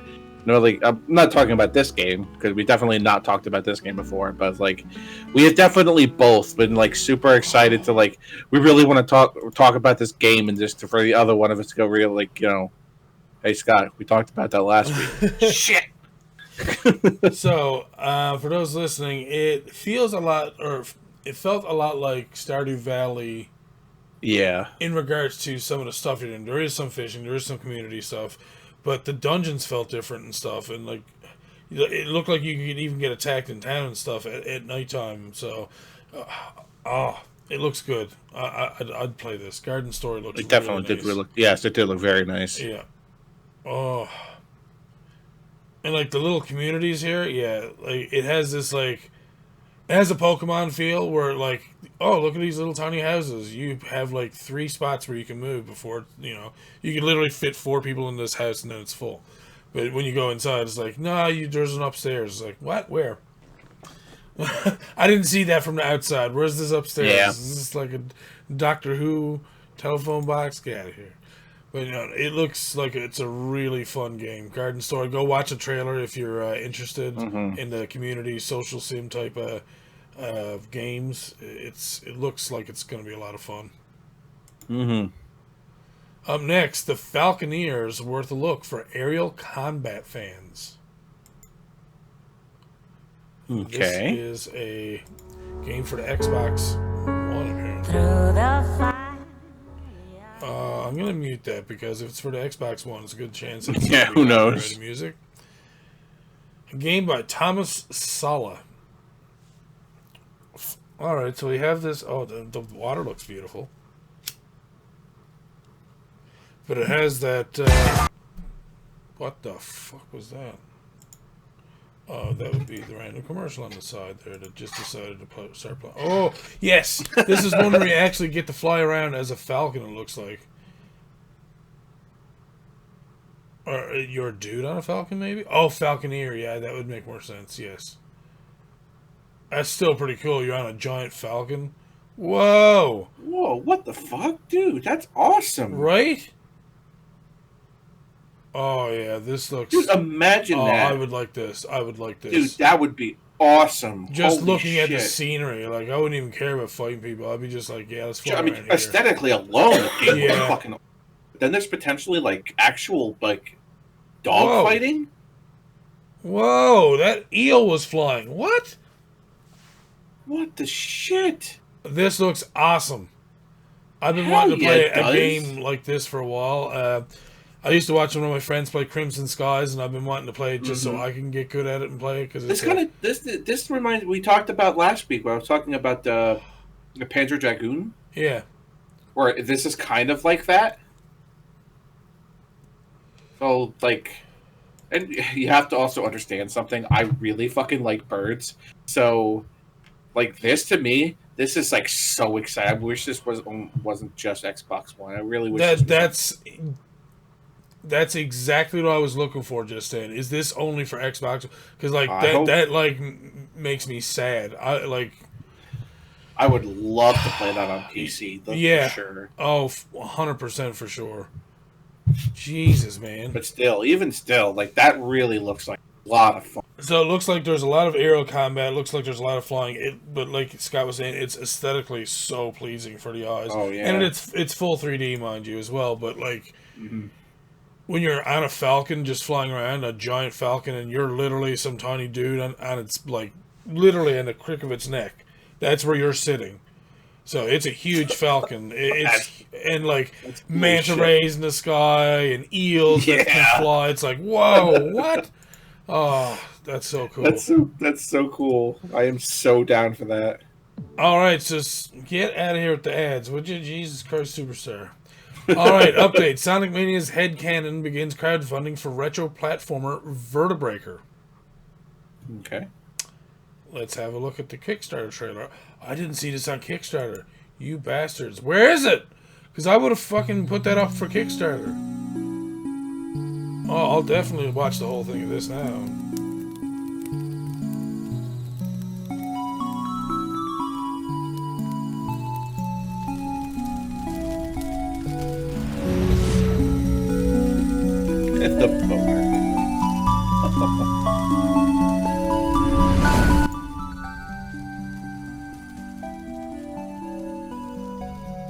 His name is Dick Boner.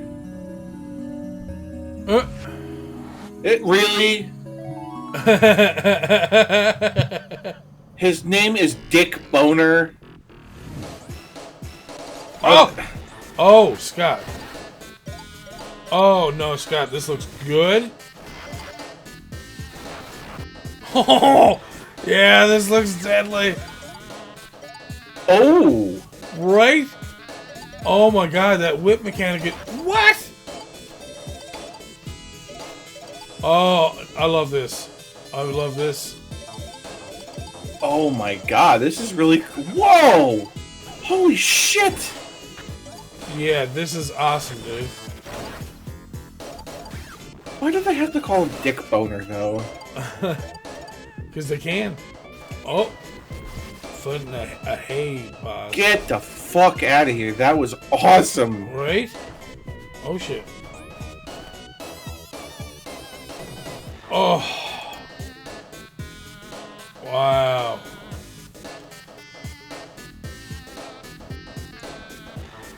Vertebreaker. Wow. We'll put their Kickstarter right up there. Right? How did I not see that? Yeah, I didn't have that. Wow. That looks really good. It reminds me of a cross between like Rise Star and Sonic. Like it was a mix of definitely a lot of the Sega platforming games, but the whole thing using this like spine whip thing that he has. Yeah, that right? thing was really cool. Like that's how you get your momentum to climb walls on diagonals, and like to get your speed to like go up walls like you would with Sonic. Mm-hmm. So that's really cool. Yeah, I very much enjoyed that. So I brought up their Kickstarter. We'll take a look at that a little bit later. Mm-hmm. So this comes up. Lovely shoot 'em up. I'm like, all right, just for Scott. Jamestown arrives next month on the Switch. I think you're gonna want to see this one, Scott. Pretty sure you're gonna want to see it. Yeah, don't let it be too loud though, because Nintendo will want money. If it wasn't a bullet hell, I would want to play this.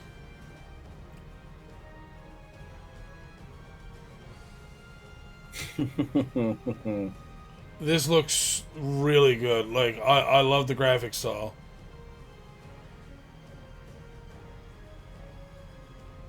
So when this comes out, please play it. And can I be there when you're played? Please don't play it when I'm at work.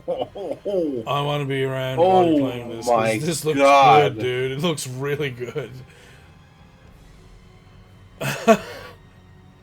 1 to 4 player co-op, beginner friendly. Oh Jesus!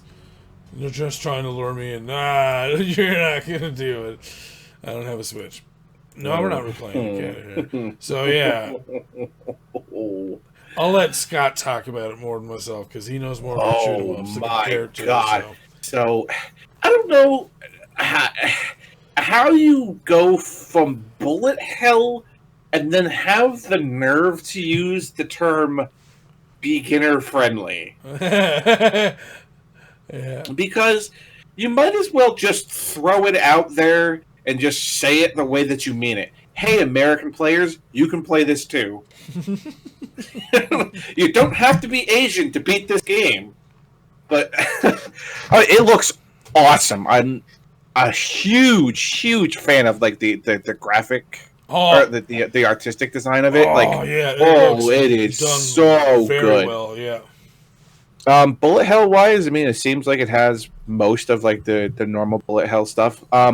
It very much reminds me of the way that I saw bosses and the way that I saw like their hit point bars. It reminds me of now I'm gonna son of a bitch. Now I'm trying to think. Project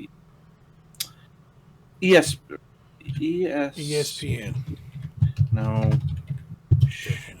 Bullet. What the hell is it called? Oh, ESP Raw Day. Okay. Jeez. Oh my god. Cheese. I don't know why the hell I had such a hard saying that, but anyway.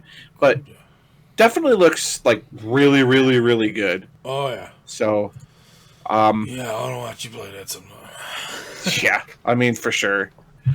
Because big bosses, I'm a big fan of that. I'm a big fan of a lot of these bullet hells are doing their best to redefine themselves. So they have a lot of things where they're gonna flip the way things look and everything like that. I like the shooting from the bottom up to the top of the screen. That's what a bullet hell should be. I'm very, very curious about what they mean about it being beginner friendly. So I'll turn that into difficulty, maybe. I don't know. Probably, but so I'll definitely let you guys know what I think about it, because if you don't think I'm not getting this, which system's it called? Switch. Just a Switch? All right. Yes, it looks well, like then it. I'll have to try to figure out how to stream it.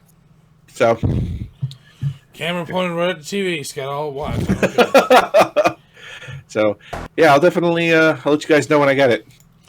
So I'm sure I am. We have this game called Bite the Bullet, which we pretty much talked about before, by M.KID Studios. Mm-hmm. I'm just gonna play the trailer for the game because I can. At Bite Bite Bullet is a run and gun and eat. I'm gonna show you this. I'm gonna show you guys this again because we really like includes weapon upgrades, all of the perks and skills. M.KID Studio stuff. Oh, I love it. So when you daze an enemy like this this, stuff always looks good, dude. I mean, look at this. I know, right? This gives you fat, calories, and protein. These macronutrients can then be used to do several things, including upgrading your weapons and generating skills, which will give yourself buffs later on. You can eat meat, metal, and plants in the game, all which have different effects.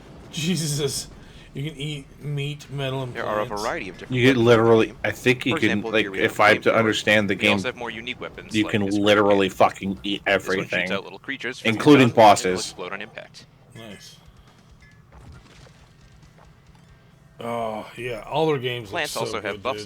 Hell yeah, man! Consuming this lawful good banana. I always love M.KID stuff. 25% and you have to be careful what you eat, though, because you eat too much of something, you may end up altering your physical appearance, as well as your physical capabilities. For example, right here, we've ingested about 4,000 fat. I'm sure they have. When that happens, you'll notice the character starting to sweat, and they begin to move slower. You'll also get physically fatter in the game. After you've eaten enough, you can turn into a Zombro. What? This is a full melee mode. You turn into a Zombro? Holy shit. It also makes you invulnerable. There are a total of 9 bosses in the game. 9 bosses. This one is called Jesus. Sorry, M.KID. So good. Alright, and this week we have our news from Indie Games Plus. We're going to have a look at some new indie games here. First is Tales of Treachery asks which of your friends you can trust. Oh, there's no... I hate when they don't have trailers for me, man. I want to watch the trailer, please. Trust nobody. Takes you on a wild and dangerous adventure through scary lands. Your phone as your only lifeline throughout. Using mobile phones as controllers. First sees you picking your character. At the top of the screen, you'll get to know if you're a traitor. Okay, it's one of those games. Someone's the backstabber and kills everyone, and you got to figure out who it is and capture them before you get find out that you're the killer, or before you get everyone killed. All right, so it's a mobile game, so I'm not going to go too much into that. But next up, we have Snowdown. It's a playful racer about losing control. Do we have a trailer for this one? Yes, we do. Oh.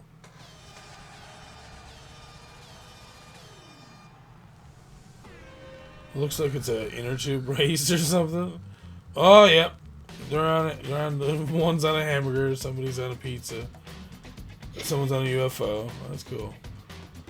Oh, and you're just right. Oh, I'd play this. I'd definitely play this about losing control. What the hell am I looking at? The racing game. You're on an inner tube going down a big hill. Thank you, Stefan.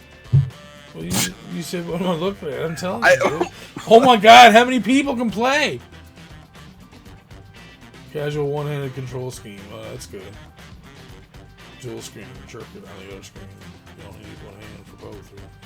Wow, you got a lot of players there. Yeah, that's what I'm talking about.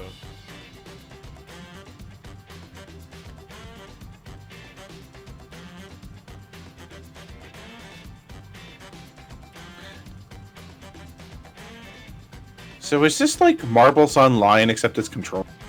4-player local. I'm like, nah. I don't know. That's kind of what it feels like. Well, if it's just control, it's probably just left or right or whatever. You probably don't have to activate any like powers or. Oh yeah.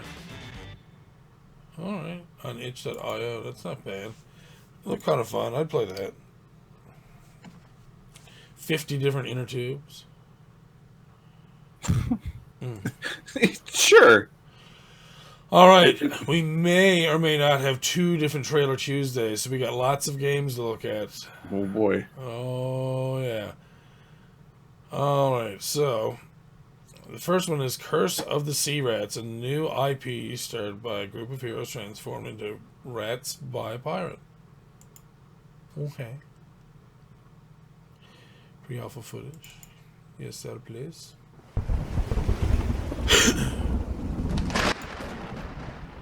An army ship coming back home. A crew curse. God damn it!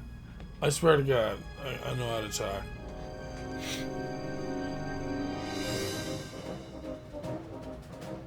Okay. Curse of the sea.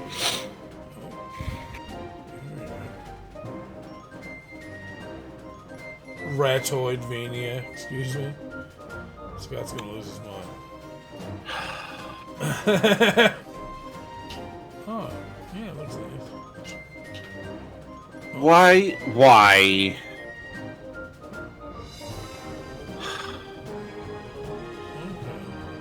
I like the hand drawn like cartoonness of it though. It looks really nice. Oh yeah, this looks awesome. Yeah, it does look pretty cool. Why did they have to call it a Ratoidvania?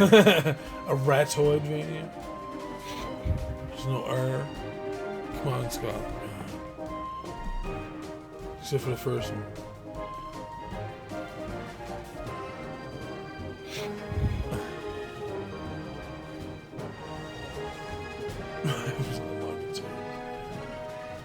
Well, that mouse is actually called Fatso.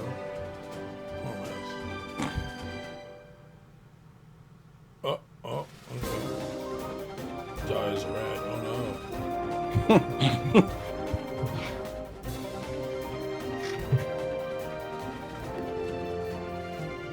Oh, coming out on everything. Oh, that looked pretty good. It looked like a honestly, more like a Disney animated character. Right? It looked really nice. Yeah, that was wonderful to look at.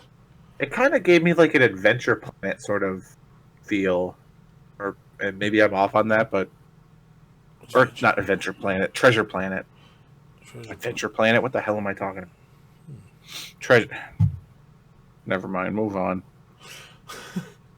I've already said enough. Murder by numbers. Solve pixel puzzles to find clues. Use those clues to interrogate witnesses. I don't feel like we might have done something. Murder by numbers. Did we? I don't know. Maybe not. Oh, is this... What? It's almost like a visual novel, but it has these puzzles that are almost like Minesweeper? Picross puzzles. Ah, okay.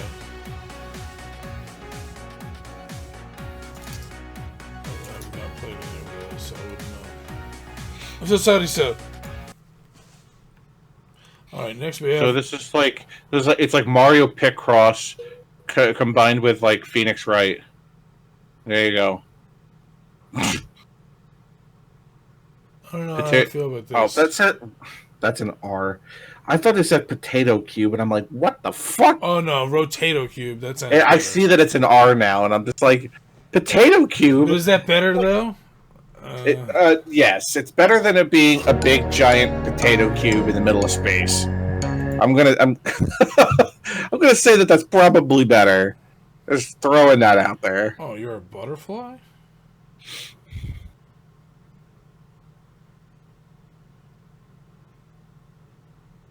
Okay, so it's like a puzzle type game. Oh, you can choose different characters. Alright, that's kind of cool. Oh god. Oh, you're gonna get squished.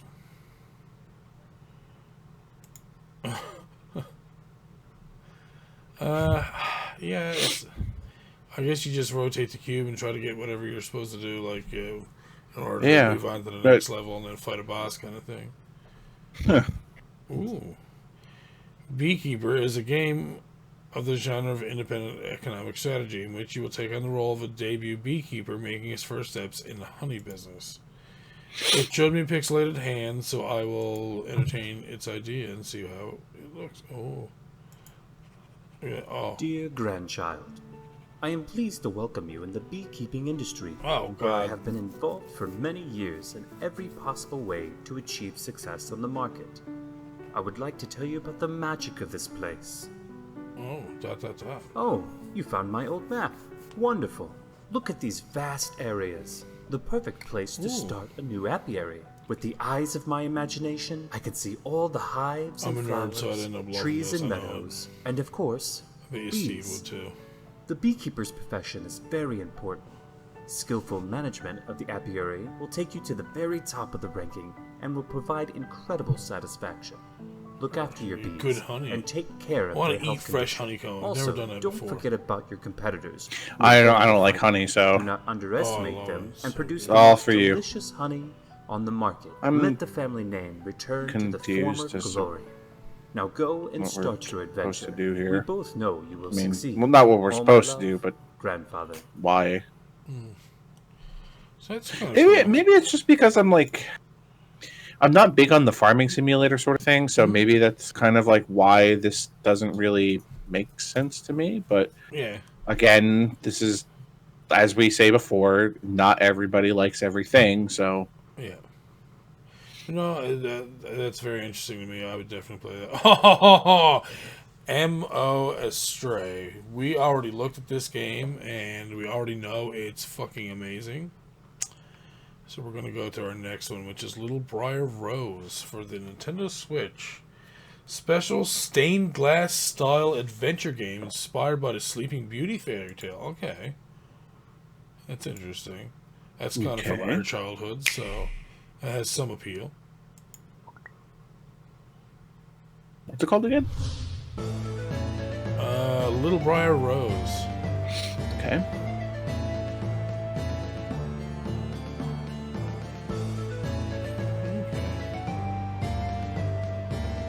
Graphic style is different. It's nice to see something like this for a Whoa. change. Just because That is really different. you don't see stuff like this very often, so it's actually kind of nice to see it. Toting those really overused stained glass graphics. Jeez, guys. Do it yourself. Oh, cool.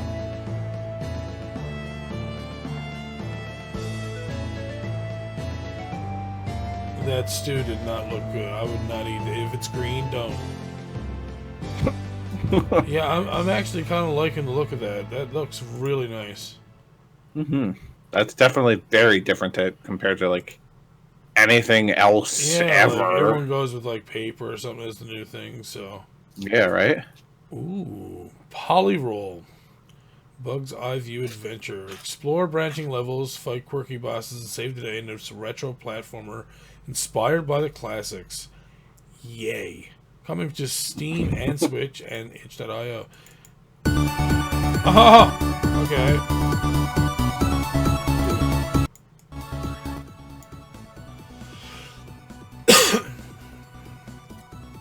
No, don't kidnap the Polyrolls. Why would you do this?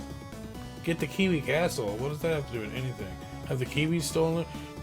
Come on, you're supposed to be birds. You angry because you can't fly? Come on. Come here. got a very Sonic feel to it. I was just about to say, it's like, how is this not Sonic? Yeah. And they literally kidnapped tiny little animals to do their thing. How is this not Sonic? But it looks good though. Like it looks I like mean, the gameplay is actually kind of nice. So even if yeah, it is a Sonic type clone or whatever you want to call it, yeah, it still looks good. I mean, they got some of their own aspects to it, so I think they. They got the tubes and the break. I know it's very similar, but it still looks good on its own as well. So.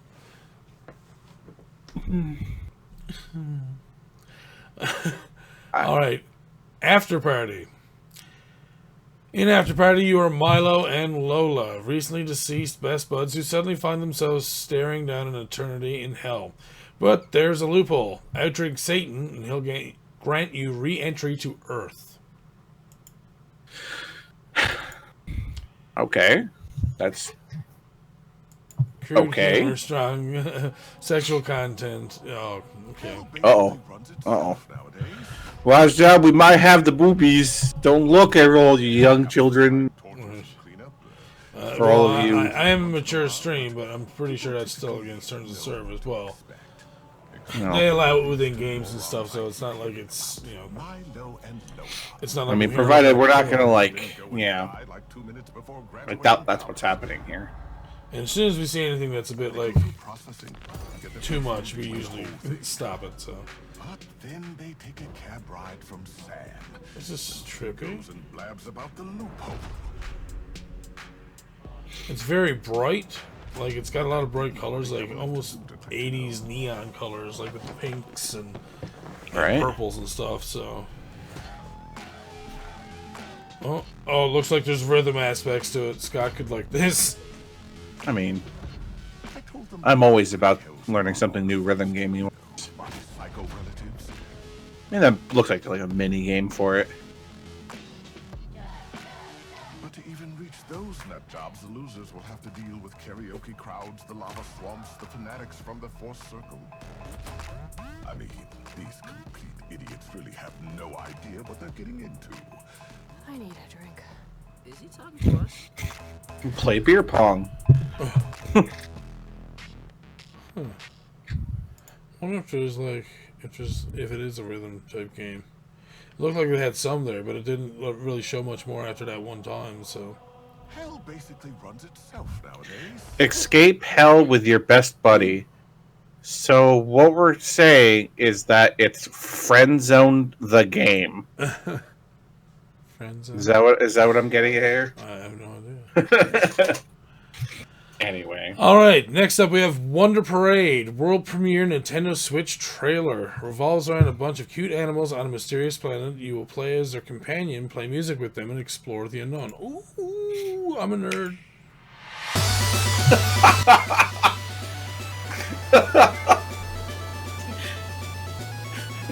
I don't know if y'all knew. Oh no, this is all you, Scott. What is it, rhythm?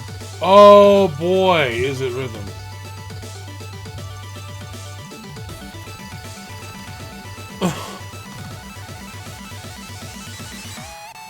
I thought I would enjoy this. Then it's all like, nah, we don't like you. We like Scott. I'm like, oh, okay. I can understand.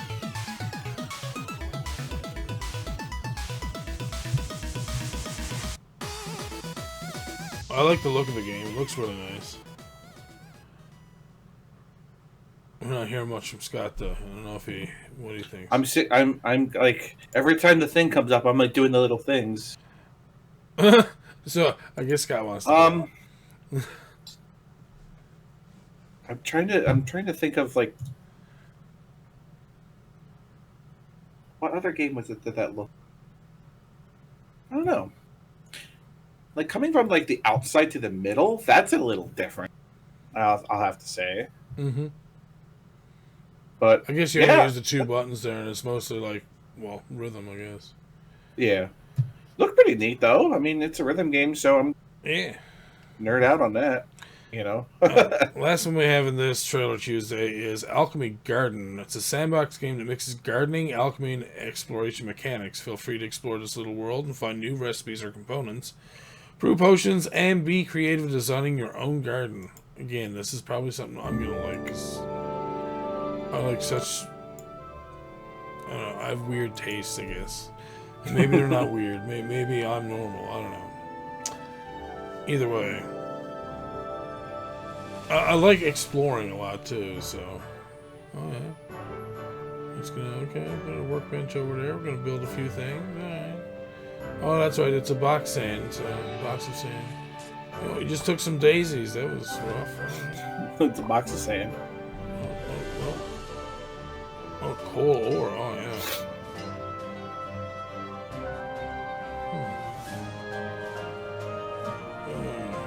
I'm not so sure how I feel about the people in the game. They like it kind of. Almost I feel feels like this voxel. Yeah. Ish. Like I kind of feel like this wants to be like some sort of Minecraft story mode, but. And you have an alchemy shop? Okay. Oh, you actually sell potions to adventurers. Okay. That's kind of cool.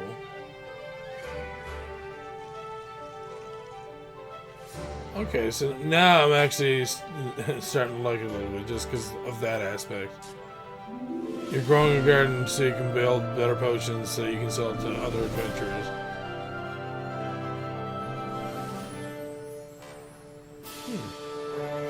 Okay. I would probably give that a go. Personally, so. Alright, we're going to look at some more new games. First one here we have is Snow. Snow is beautiful, but something is not right. Ooh. Starting off as an ASCII-style game where you just move around inside a computer, Snow then takes you into a beautiful open 3D world where something is just off. This ASCII puzzle is just a dream. Soon your character wakes up and has to face the real world. Snow is very cinematic and produced almost like a movie is, as the developers, Loading, actually have created short films in the past. See, why give me just pictures again? It makes me mad. I want to watch a trailer. I know, right? Alright. It's always the games that have like the most like aesthetically pleasing stuff that we want to see, are the ones that don't actually give us the movies. It's a mix of ASCII and handcrafted 3D. It's quite amazing, blending together well through the premise of dreams. The voice acting is professional and brilliant. The general feel is there, and concept is very good. Well, I'd like to see more of that once it actually comes out with a full trailer or something. Yeah. Alright, up next we have Sockbots. Craft killer robots for online battles. This looks fun. We're going to see Sockpop Patreon number 48, Sockbots. Well, let's have a look at this. Apparently, you build robots Hello, to fight gamers. each other in an How are arena. you doing? This week's Patreon game is called Why are there like real multiplayer people on robot that battling though? game. You build robots and then you can battle them in arenas against or with other players. You start with a really Against basic or with robot, other players, but so as that's you win pretty cool. battles, you'll earn money and get access to stronger, more expensive parts.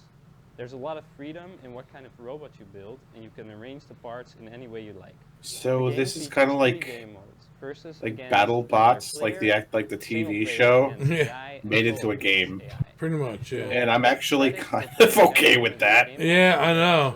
access to more parts by playing. Push him in, The yes! game was inspired Yes! by this old Flash game I used to play. Oh, wait, no, yeah! Called Robot. Oh, I'd say you won. It was Oh, also he's inspired by toast. the building Oh, that and fire's war. eating him. Alright, thanks for watching. Oh, no problem, Have dude. fun. Thank you for providing us with a BattleBot game. Loving it. Yeah, right. It's available on itch.io. Ooh, you can Oh, support yeah. the Sock Pop Collective under Patreon. Okay. That's cool. Neato. Sockbot's robot editor has over 25 parts for you to create a truly unique killing machine. Whoa. Nice. That's pretty cool. All right, up next we have this game called Pocketon Peak. Makes multiple uses of enemy items. Pocketon Peak is a lovely seaside mining town currently beset by marauding monsters. Lucky for them, their new hero has just washed up on the shore. There's something still incredibly charming about the late 8-bit NES Game Boy style RPGs of yesteryear, and that's a fact which is very definitely hammered home by the abundance of games which attempt to echo the style. Pocketon Peak feels different, though. What do we have? Oh, we don't have it. Oh, you guys keep doing it to me. Most enemies which you defeat will drop items, burning embers, globs of slime, bombs, and the like. These each have multiple uses throughout the game world, giving it more of a puzzle feel than the classic ARPG fetch quest feast that you are used to in the genre. There's also the requirement of managing your inventory. You only have 3 slots to hold items in, and one of those is used up just by carrying your sword around. This makes the management of that space critical, as you'll need to dump out things you don't need for your quest at hand, which can sometimes take you screens away. Oh boy. I can imagine how that can go. I personally really enjoy games which have you learn abilities as a player rather than your hero gaining new skills. Pocketon Peak is a fine example of this. Most of the enemy items that are dropped have multiple uses and are extremely intuitive. Boulder blocking your path, blow it up. Something overgrown, burn it down. You know, it looks nice. I'm gonna warily point out that the fact that they are going to, in the same article, show you a game that is clearly inspired by Link's Awakening, and then say this game is going to be better than one of those just fetch quest, go around and return things games, which is clearly a knock on Link's Awakening. So it's like, are you going to like? This was made in about 60 hours for Ludum Dare 45. So, are you? It sounds like you're be like this is going to this is a labor of love around Link's Awakening, but at the same time, it's like, oh well, we're so much better than Zelda. It's like you literally did everything except call it by name. So it's like, come on, man. And not only does it look like Link's Awakening, your mysterious hero washes up on shore. Yeah. Guys. Well, they're not saying that. It's the guy who done the article that's saying that, so that's fine. He's allowed to have his thoughts on what he thinks of the game. Of course the world's going to be different. Going to be the other things. The game's going to be its own. But it's like, don't make this sound like all this shit's intuitive. It's like, is there a boulder in the way? Bomb it. If there's a bush in the way, burn it. It's like, how is this intuitive? No, I mean, obviously it's a lot like Zelda. Yes. Like, clearly, it's inspired by Zelda. So, like, calm down with, like, you're like, oh, this stuff's so intuitive. It's like, yeah, okay, sure. So you're just, what you're doing here, and please don't misunderstand, this game looks like it's fun, okay? Yeah. Don't misunderstand what I'm saying. But what it's doing is that it's solving that age-old thing of like, where the hell does Link keep all of his items? Well, in this game, you solve that problem by not being able to carry all the items. So you have to be a little bit more intuitive about how you keep items. Okay, there you go. So that's where the differences are going to come in. So, again, I'm not knocking the game, just... No, I know. Jesus Christ. It's like, calm down, guys. This is clearly... Struck a nerve with Scott there for a second. Well, I love Zelda. So, just... And, again, don't misunderstand me. There are some Zelda clubs I very much enjoyed. And I would definitely try this. So, just calm down, editor. Go on itch.io. Just. Oh, is it? Yeah. Oh, what's it called again? Pocketon Peak. Pocketon Peak. Download version 1.7, 13 megabytes.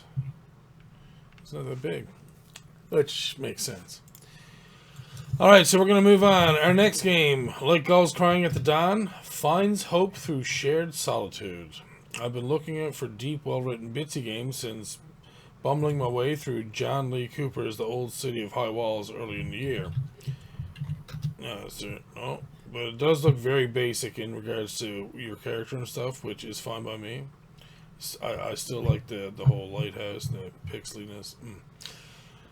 Alright, well, I've not found anything with the extreme depth of the old city's deluge of interaction points, like Gulls Crying at the Dawn's solemn tale of two individuals who have found themselves isolated and alone is equally memorable and poignant.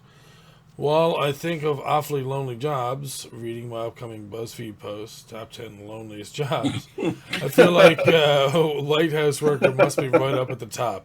Isolated, trapped away from society, with the spiraling birds and crashing waves your only company. Like Gulls Crying at the Dawn focuses on this loneliness and also how things can bring us together. Each morning, your character heads out to the shoreline outside the station. There on the beach rests a letter and a bottle, and each day there's another. There's a person out there on the waves, equally isolated through their actions. Both of you are alone, and as the short experience continues, it becomes more clear how this loneliness haunts your companion. Then it dawns on you, living there in that lighthouse, that you must feel the same, and just like that, like gulls crying at the dawn, starts twisting loneliness into companionship, into hope. Jesus. It's an incredibly well-written short story, and the music choice to speak of solitude by Brambles is utterly fitting. Another game that's on itch.io. I like the thought behind the game. It sounds interesting. Right? Alright, The World Has Been Sad Since Tuesday explores the dark side of new discoveries. Heavily inspired by the short story A Very Old Man with Enormous Wings by Gabriel Garcia Marquez, The World Had Been Sad Since Tuesday is a fantastic exploration of society and human nature when presented with new phenomena. Arthur C. Clarke notoriously stated that any sufficiently advanced technology is indistinguishable from magic. However, one thing that Clarke didn't take into consideration is human skepticism. When society is presented with new things, they can react in a whole variety of ways, but a common one is gawking in disbelief, poking things with sticks, throwing rocks, and calling names. Much like the short story with which inspired it, The World Has Been Sad Since Tuesday's Angel is treated as a freak show attraction. Jesus. Kids gather to call it names, religious figures appear to denounce it, bored travelers come to gawp and stare at it. Undeniably, when humans are scared or met by the unusual, we are at our worst. I highly recommend both playing the game and reading the inspiration. An obscene amount of care has gone into both, and there's been so much adapted into the Bitsy version that they are inseparable. Both are incredibly well structured, and the role that we play in the game belongs as much as the family in the story, plucking feathers from the ground and tossing crabs into the ocean. Excuse me. Brings both pieces together perfectly. While both carry slightly different meanings, they fit together like jigsaw pieces. Alright. Okay. Sounds deep. Yeah. To say the least. Well, up next we have another Trailer Tuesday. I told you we had two. The first one we have is Fil de L'Eau. Is a short meditation game about kayaking and immersion in a beautiful landscape. Leave your apartment and go on an adventure. Alright. Sounds intriguing. I like these kind of games.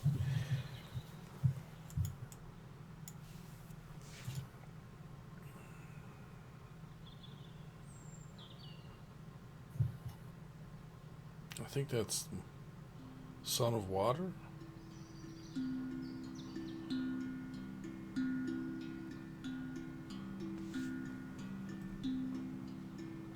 So it's definitely the type of game that's more up your think. Mm-hmm. I've never, I don't know. I'm not big on the exploration games thing, so. But it does still look pretty nice, though.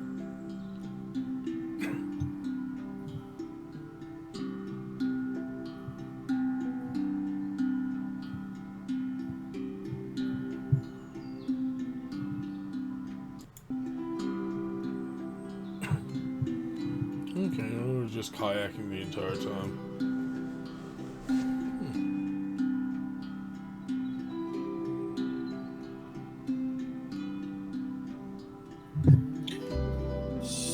So yeah, it's literally just a kayaking sim. Now again, it is relaxing and probably meditative, so I can see that being nice. Alright, up next we have Spooky Station, a game pack filled with 9 ghostly games of all types, from an arena brawler to a roguelike, from a text adventure to a shoot 'em up, and even a Game Boy game. This bundle is certain to spook your socks off. Don't tell me what to do. My socks will stay sufficiently unspooked if I want them to. I just won't watch. Oh shit, okay. I'm not allowed to say that word anymore. Okay, top down shooter. There's whoa. Platformer. Oh! And there's a Pokemon Game Boy one. I want to see the one that was before that, though. They only showed it for a second. Why would you tease me? No. Oh, that one's kind of cool, too. So is that one. Why? Just, okay. This has some nice-looking games, and some that I'm not so interested in. Wishing Sarah looks good. Killing Moon. Here you go. Ah! You only showed a couple fucking... Why? Look! Okay. Pissing me off right now. Look, see? And then the fucking Pokemon game had this first I know, person, like half a second. Inside the house look, and I'm like, what? I want to see that one now, too. Like, why are you doing this? So mean. No, I don't care if there's a fridge full of stuff. Get out of here. No, that's not what I meant to do. Stop. Alright, so some of those games, the Game Boy game looked really good. They showed a section there just for a second where you were looking like a first-person perspective, right? Going inside of a home, so that's kind of cool. But again, if it's scary, then it could be scary. Me and Scott would piss pants ourselves, so... Maybe. So yeah, there's also that, but then there was also that one where they showed the dude stood up there for a second. That one was kind of cool too, but it's fucking showing like 2 frames of it on this other game. I'm like, no, you keep it.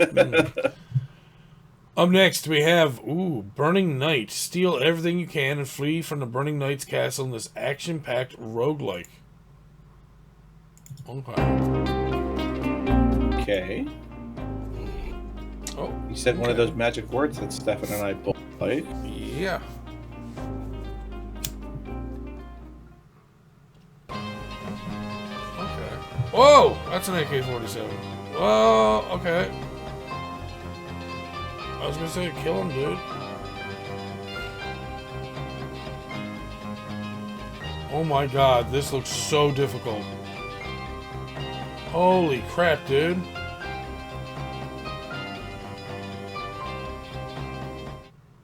Definitely like a way faster like Enter the Gungeon. Yeah. Holy crap. Wait, money printer? Did he just start shooting money around the room? Jesus. Alright, Burning Night looked pretty good. Yeah, dude. For like a top-down roguelike. Yeah. Whoa. And usually like the top-down twin stick, it definitely looked like it was a stick, but it's like usually that's not like a super huge thing, but that looked really good.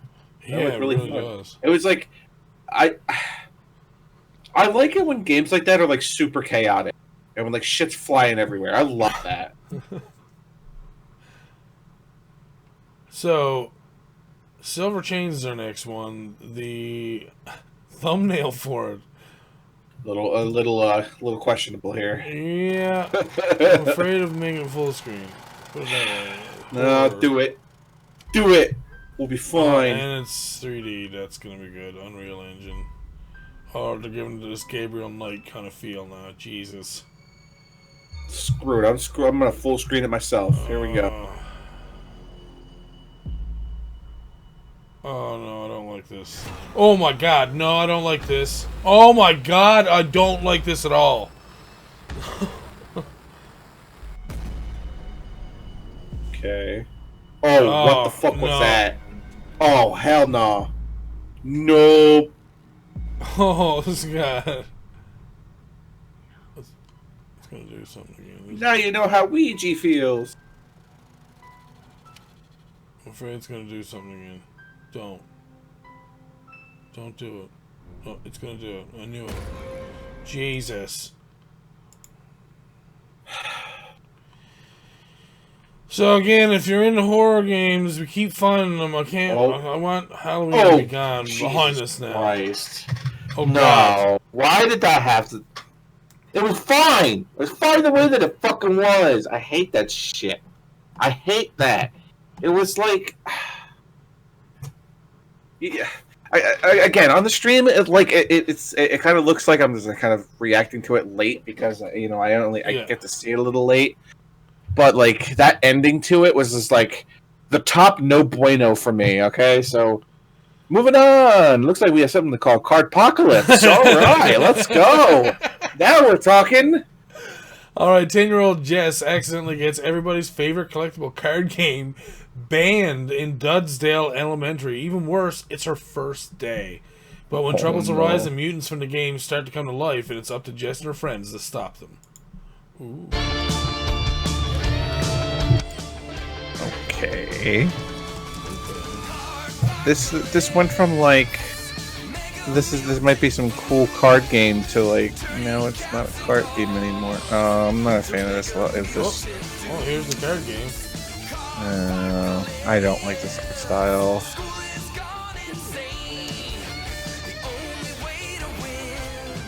Okay, I guess there is a. Oh. It looks like there's a lot of story to it as well, though. Yeah. Poor old Scott doesn't like story.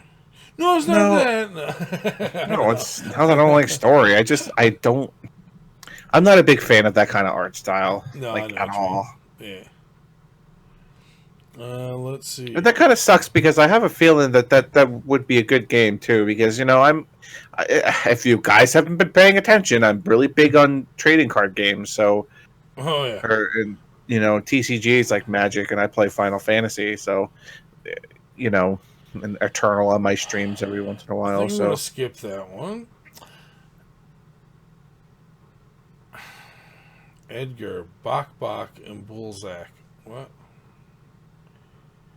Bullsack saved his squash and instead uncovers an unearthly secret at the heart of the city. A colorful, surreal, and utterly bonkers point-and-click narrative adventure. I'm gonna skip that one as well. Ghoul Britannia, Land of Hope and Glory. Did we not see this? This is a Patreon. Another point-and-click adventure game. Moment to Midnight, unorthodox little narrative game. Okay. It looked pixely, so I'll give it a chance for a second. Promise, Prophecy, and a Lost Little Stranger. People loved foxes recently. Yeah, I mean foxes are cool.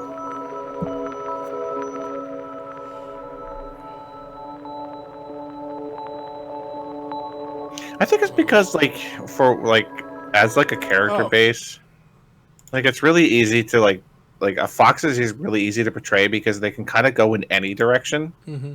Oh, yeah. They can be timid, they can be aggressive, they can be territorial, they can be open. They can be a thief. They could be doing a detective case. I mean, right. So but this doesn't show us anything. It literally this entire video is just this what we see here, which is the fox standing. Yeah, that's all they have there for the entire minute. So that was a little disappointing. That's a shame. I kind of want to see that. Up next, we have Cat Lady. What a catastrophe. Grandma's mansion has been cursed. Ally is how you spell it, but I guess it's supposed to be Ally. Yeah. Ally must team up with Granny's many cats who have gained magical abilities to pound and paw perilous poltergeists in the newly haunted abode. Explore enchanted areas, rescue cats, and upgrade your kitty companions to save the day. This looks like it could be okay. Pound and paw perilous. Don't practice your alliteration on me. This reminds me of that Spectrum color.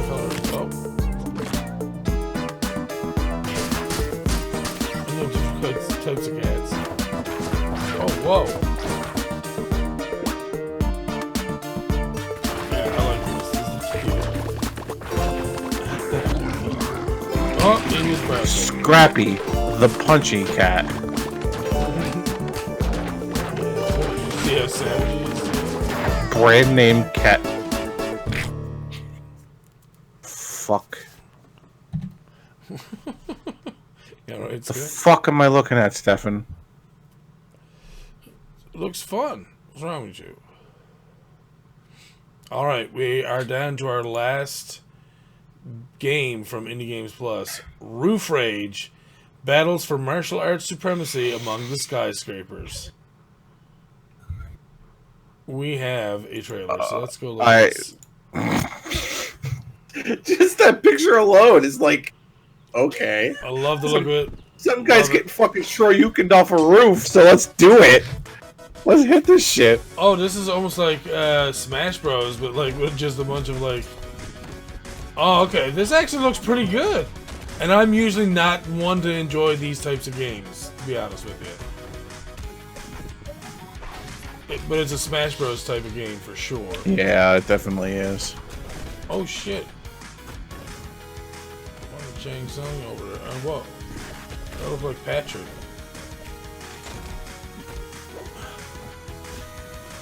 Oh! Oh, but you can also like you can also knock them out too. Yeah. So it's not just. Oh Whoa. shit! Whoa! Oh my god. Okay. Whoa! What?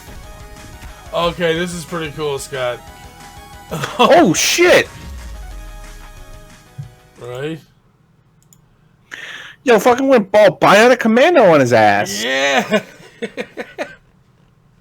All right, so All right. It looked a lot like Smash Bros, but instead Yeah. of your usual characters, it's a bunch of like martial Ninjas artists, and obviously. fighters and- So, yeah. that's pretty cool. There's All even right. a boxer there, so that looked pretty awesome. I'll give it a pass. All right, so up next, last part of our podcast, we have our Kickstarters, starting with Vertebreaker that we talked about. Oh, it got canceled. Oh, it did? No way. Oh, all right. Well, I guess we will be skipping that then. Damn. Oh, that's a shame. I wonder Well- what happened. I guess then we will go with our next one. Oh, wow. They went a lot for that, by the way. Oh, I yeah. don't know if you saw, but in Canadian, they wanted $365,000. Ooh, that's harsh. No wonder. Yeah, all right. Well, All right, that so makes the first sense. one we have here is Terraform, a monster taming game, retro-style monster taming RPG with a twist. We're looking for 11,000.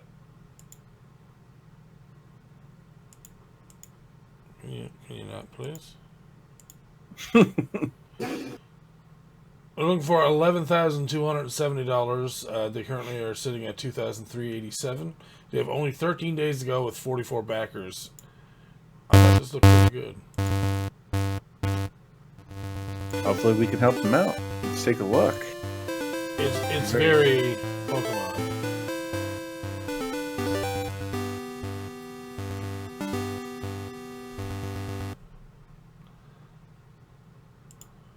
Is it? Jesus. Yep. Alright, so what are they looking for? Name credits. Whoa. There's a lot of Pokemon purists out there. This is gonna. I mean, it looked pretty neat, but at the same time, it's like straight Pokemon. Like the screen transition was definitely like directly out of Pokemon. So it's So like, wait, is oof. the game free?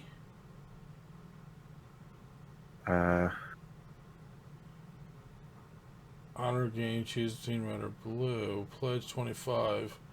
It's even gonna. What? Game soundtrack and sprite skin.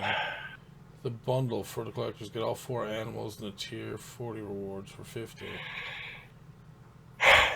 So is the game free then? I don't understand. Yeah, I don't. You can play the demo there as well, but... Alright, well, there's not really much more I can say about that. And that's fine. We have something to make up for it. We have Alwa's Legacy. A modern retro adventure game filled with magic, secrets, and exploration. They're looking for $33,999. They're at $22,086 with 484 backers and 20 days to go. Scott, I think you're going to enjoy this. Okay. And the music sounds awesome.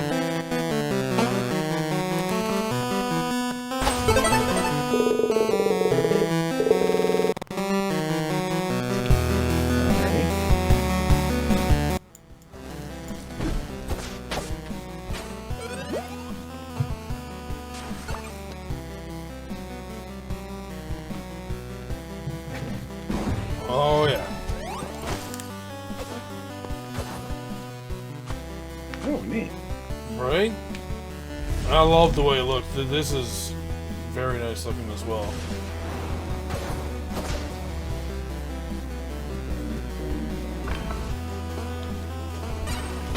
Oh, yeah. Oh, shit.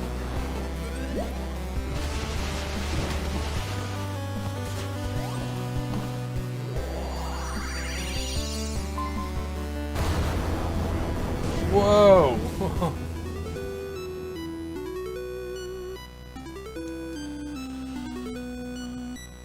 Oh, yeah, so that looks pretty good. Huh. It gives me like a... Boy, I'm going to try to compare this to something. So, they're looking for $28 for a digital key. Your name and credits as a backer, an exclusive HD wallpaper, and a thank you from the developers. So $28 is not too bad. I figured they would have had another one before that for just the key as well, maybe for 25 or 20. I'm not sure, but Yeah. who knows? Yeah, it looks like a really nice game, and I love the. This is actually going to be on like the Switch. You said it was. Actually, I didn't say what it was going to be on. Switch, thought PS4, Xbox, Steam, and GOG. Okay. Yeah. So lots of different choices there for it as well. Okay. But I would say this might get the pick of the week. It looked pretty good. Yeah, it looks fantastic. It would have been. It would have been another game.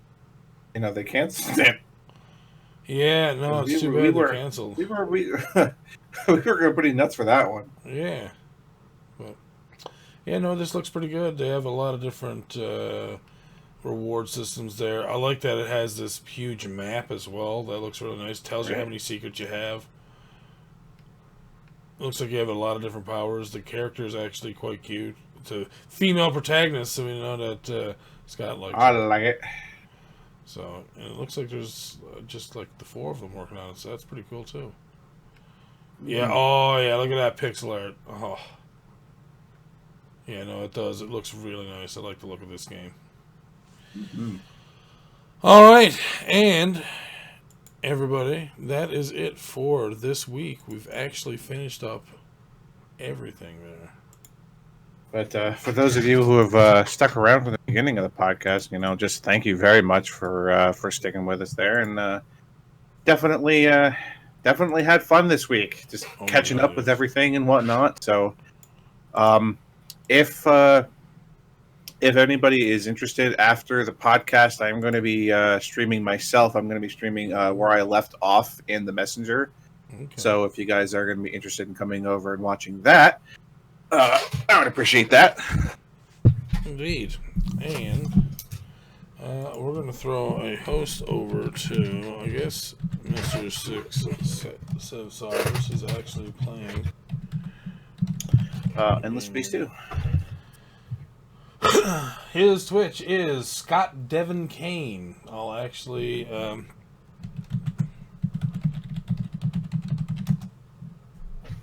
so that.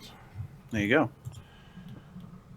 So you Love can you guys find are him interested. on Twitch and watch him over there. I want to submit my game to your podcast. DMP, I've already told you, man. I'd be more than happy for us to have a look at one of your games, and we'd be happy to have you on to interview about it. Absolutely. So perhaps what we'll do is we'll probably play your game at some point and then have you on the podcast to discuss it. All right, so have yourselves a good evening. Thank you, everyone, for dropping in. Thank you to guys. all of our great websites out there, Indie Games Plus, IndieRetroNews.com. Again, can't thank them enough. They always have fantastic news for us. And over here on SDK side, I'd like to thank once again V7 and PCGames.com. Indeed. All right, have yourselves PC a good Gamer, night. sorry. And say hello to Mr. 6F Cyrus. He's over there playing Endless Space with Mr. Elizabeth. And we will see you later. Bye-bye. Later.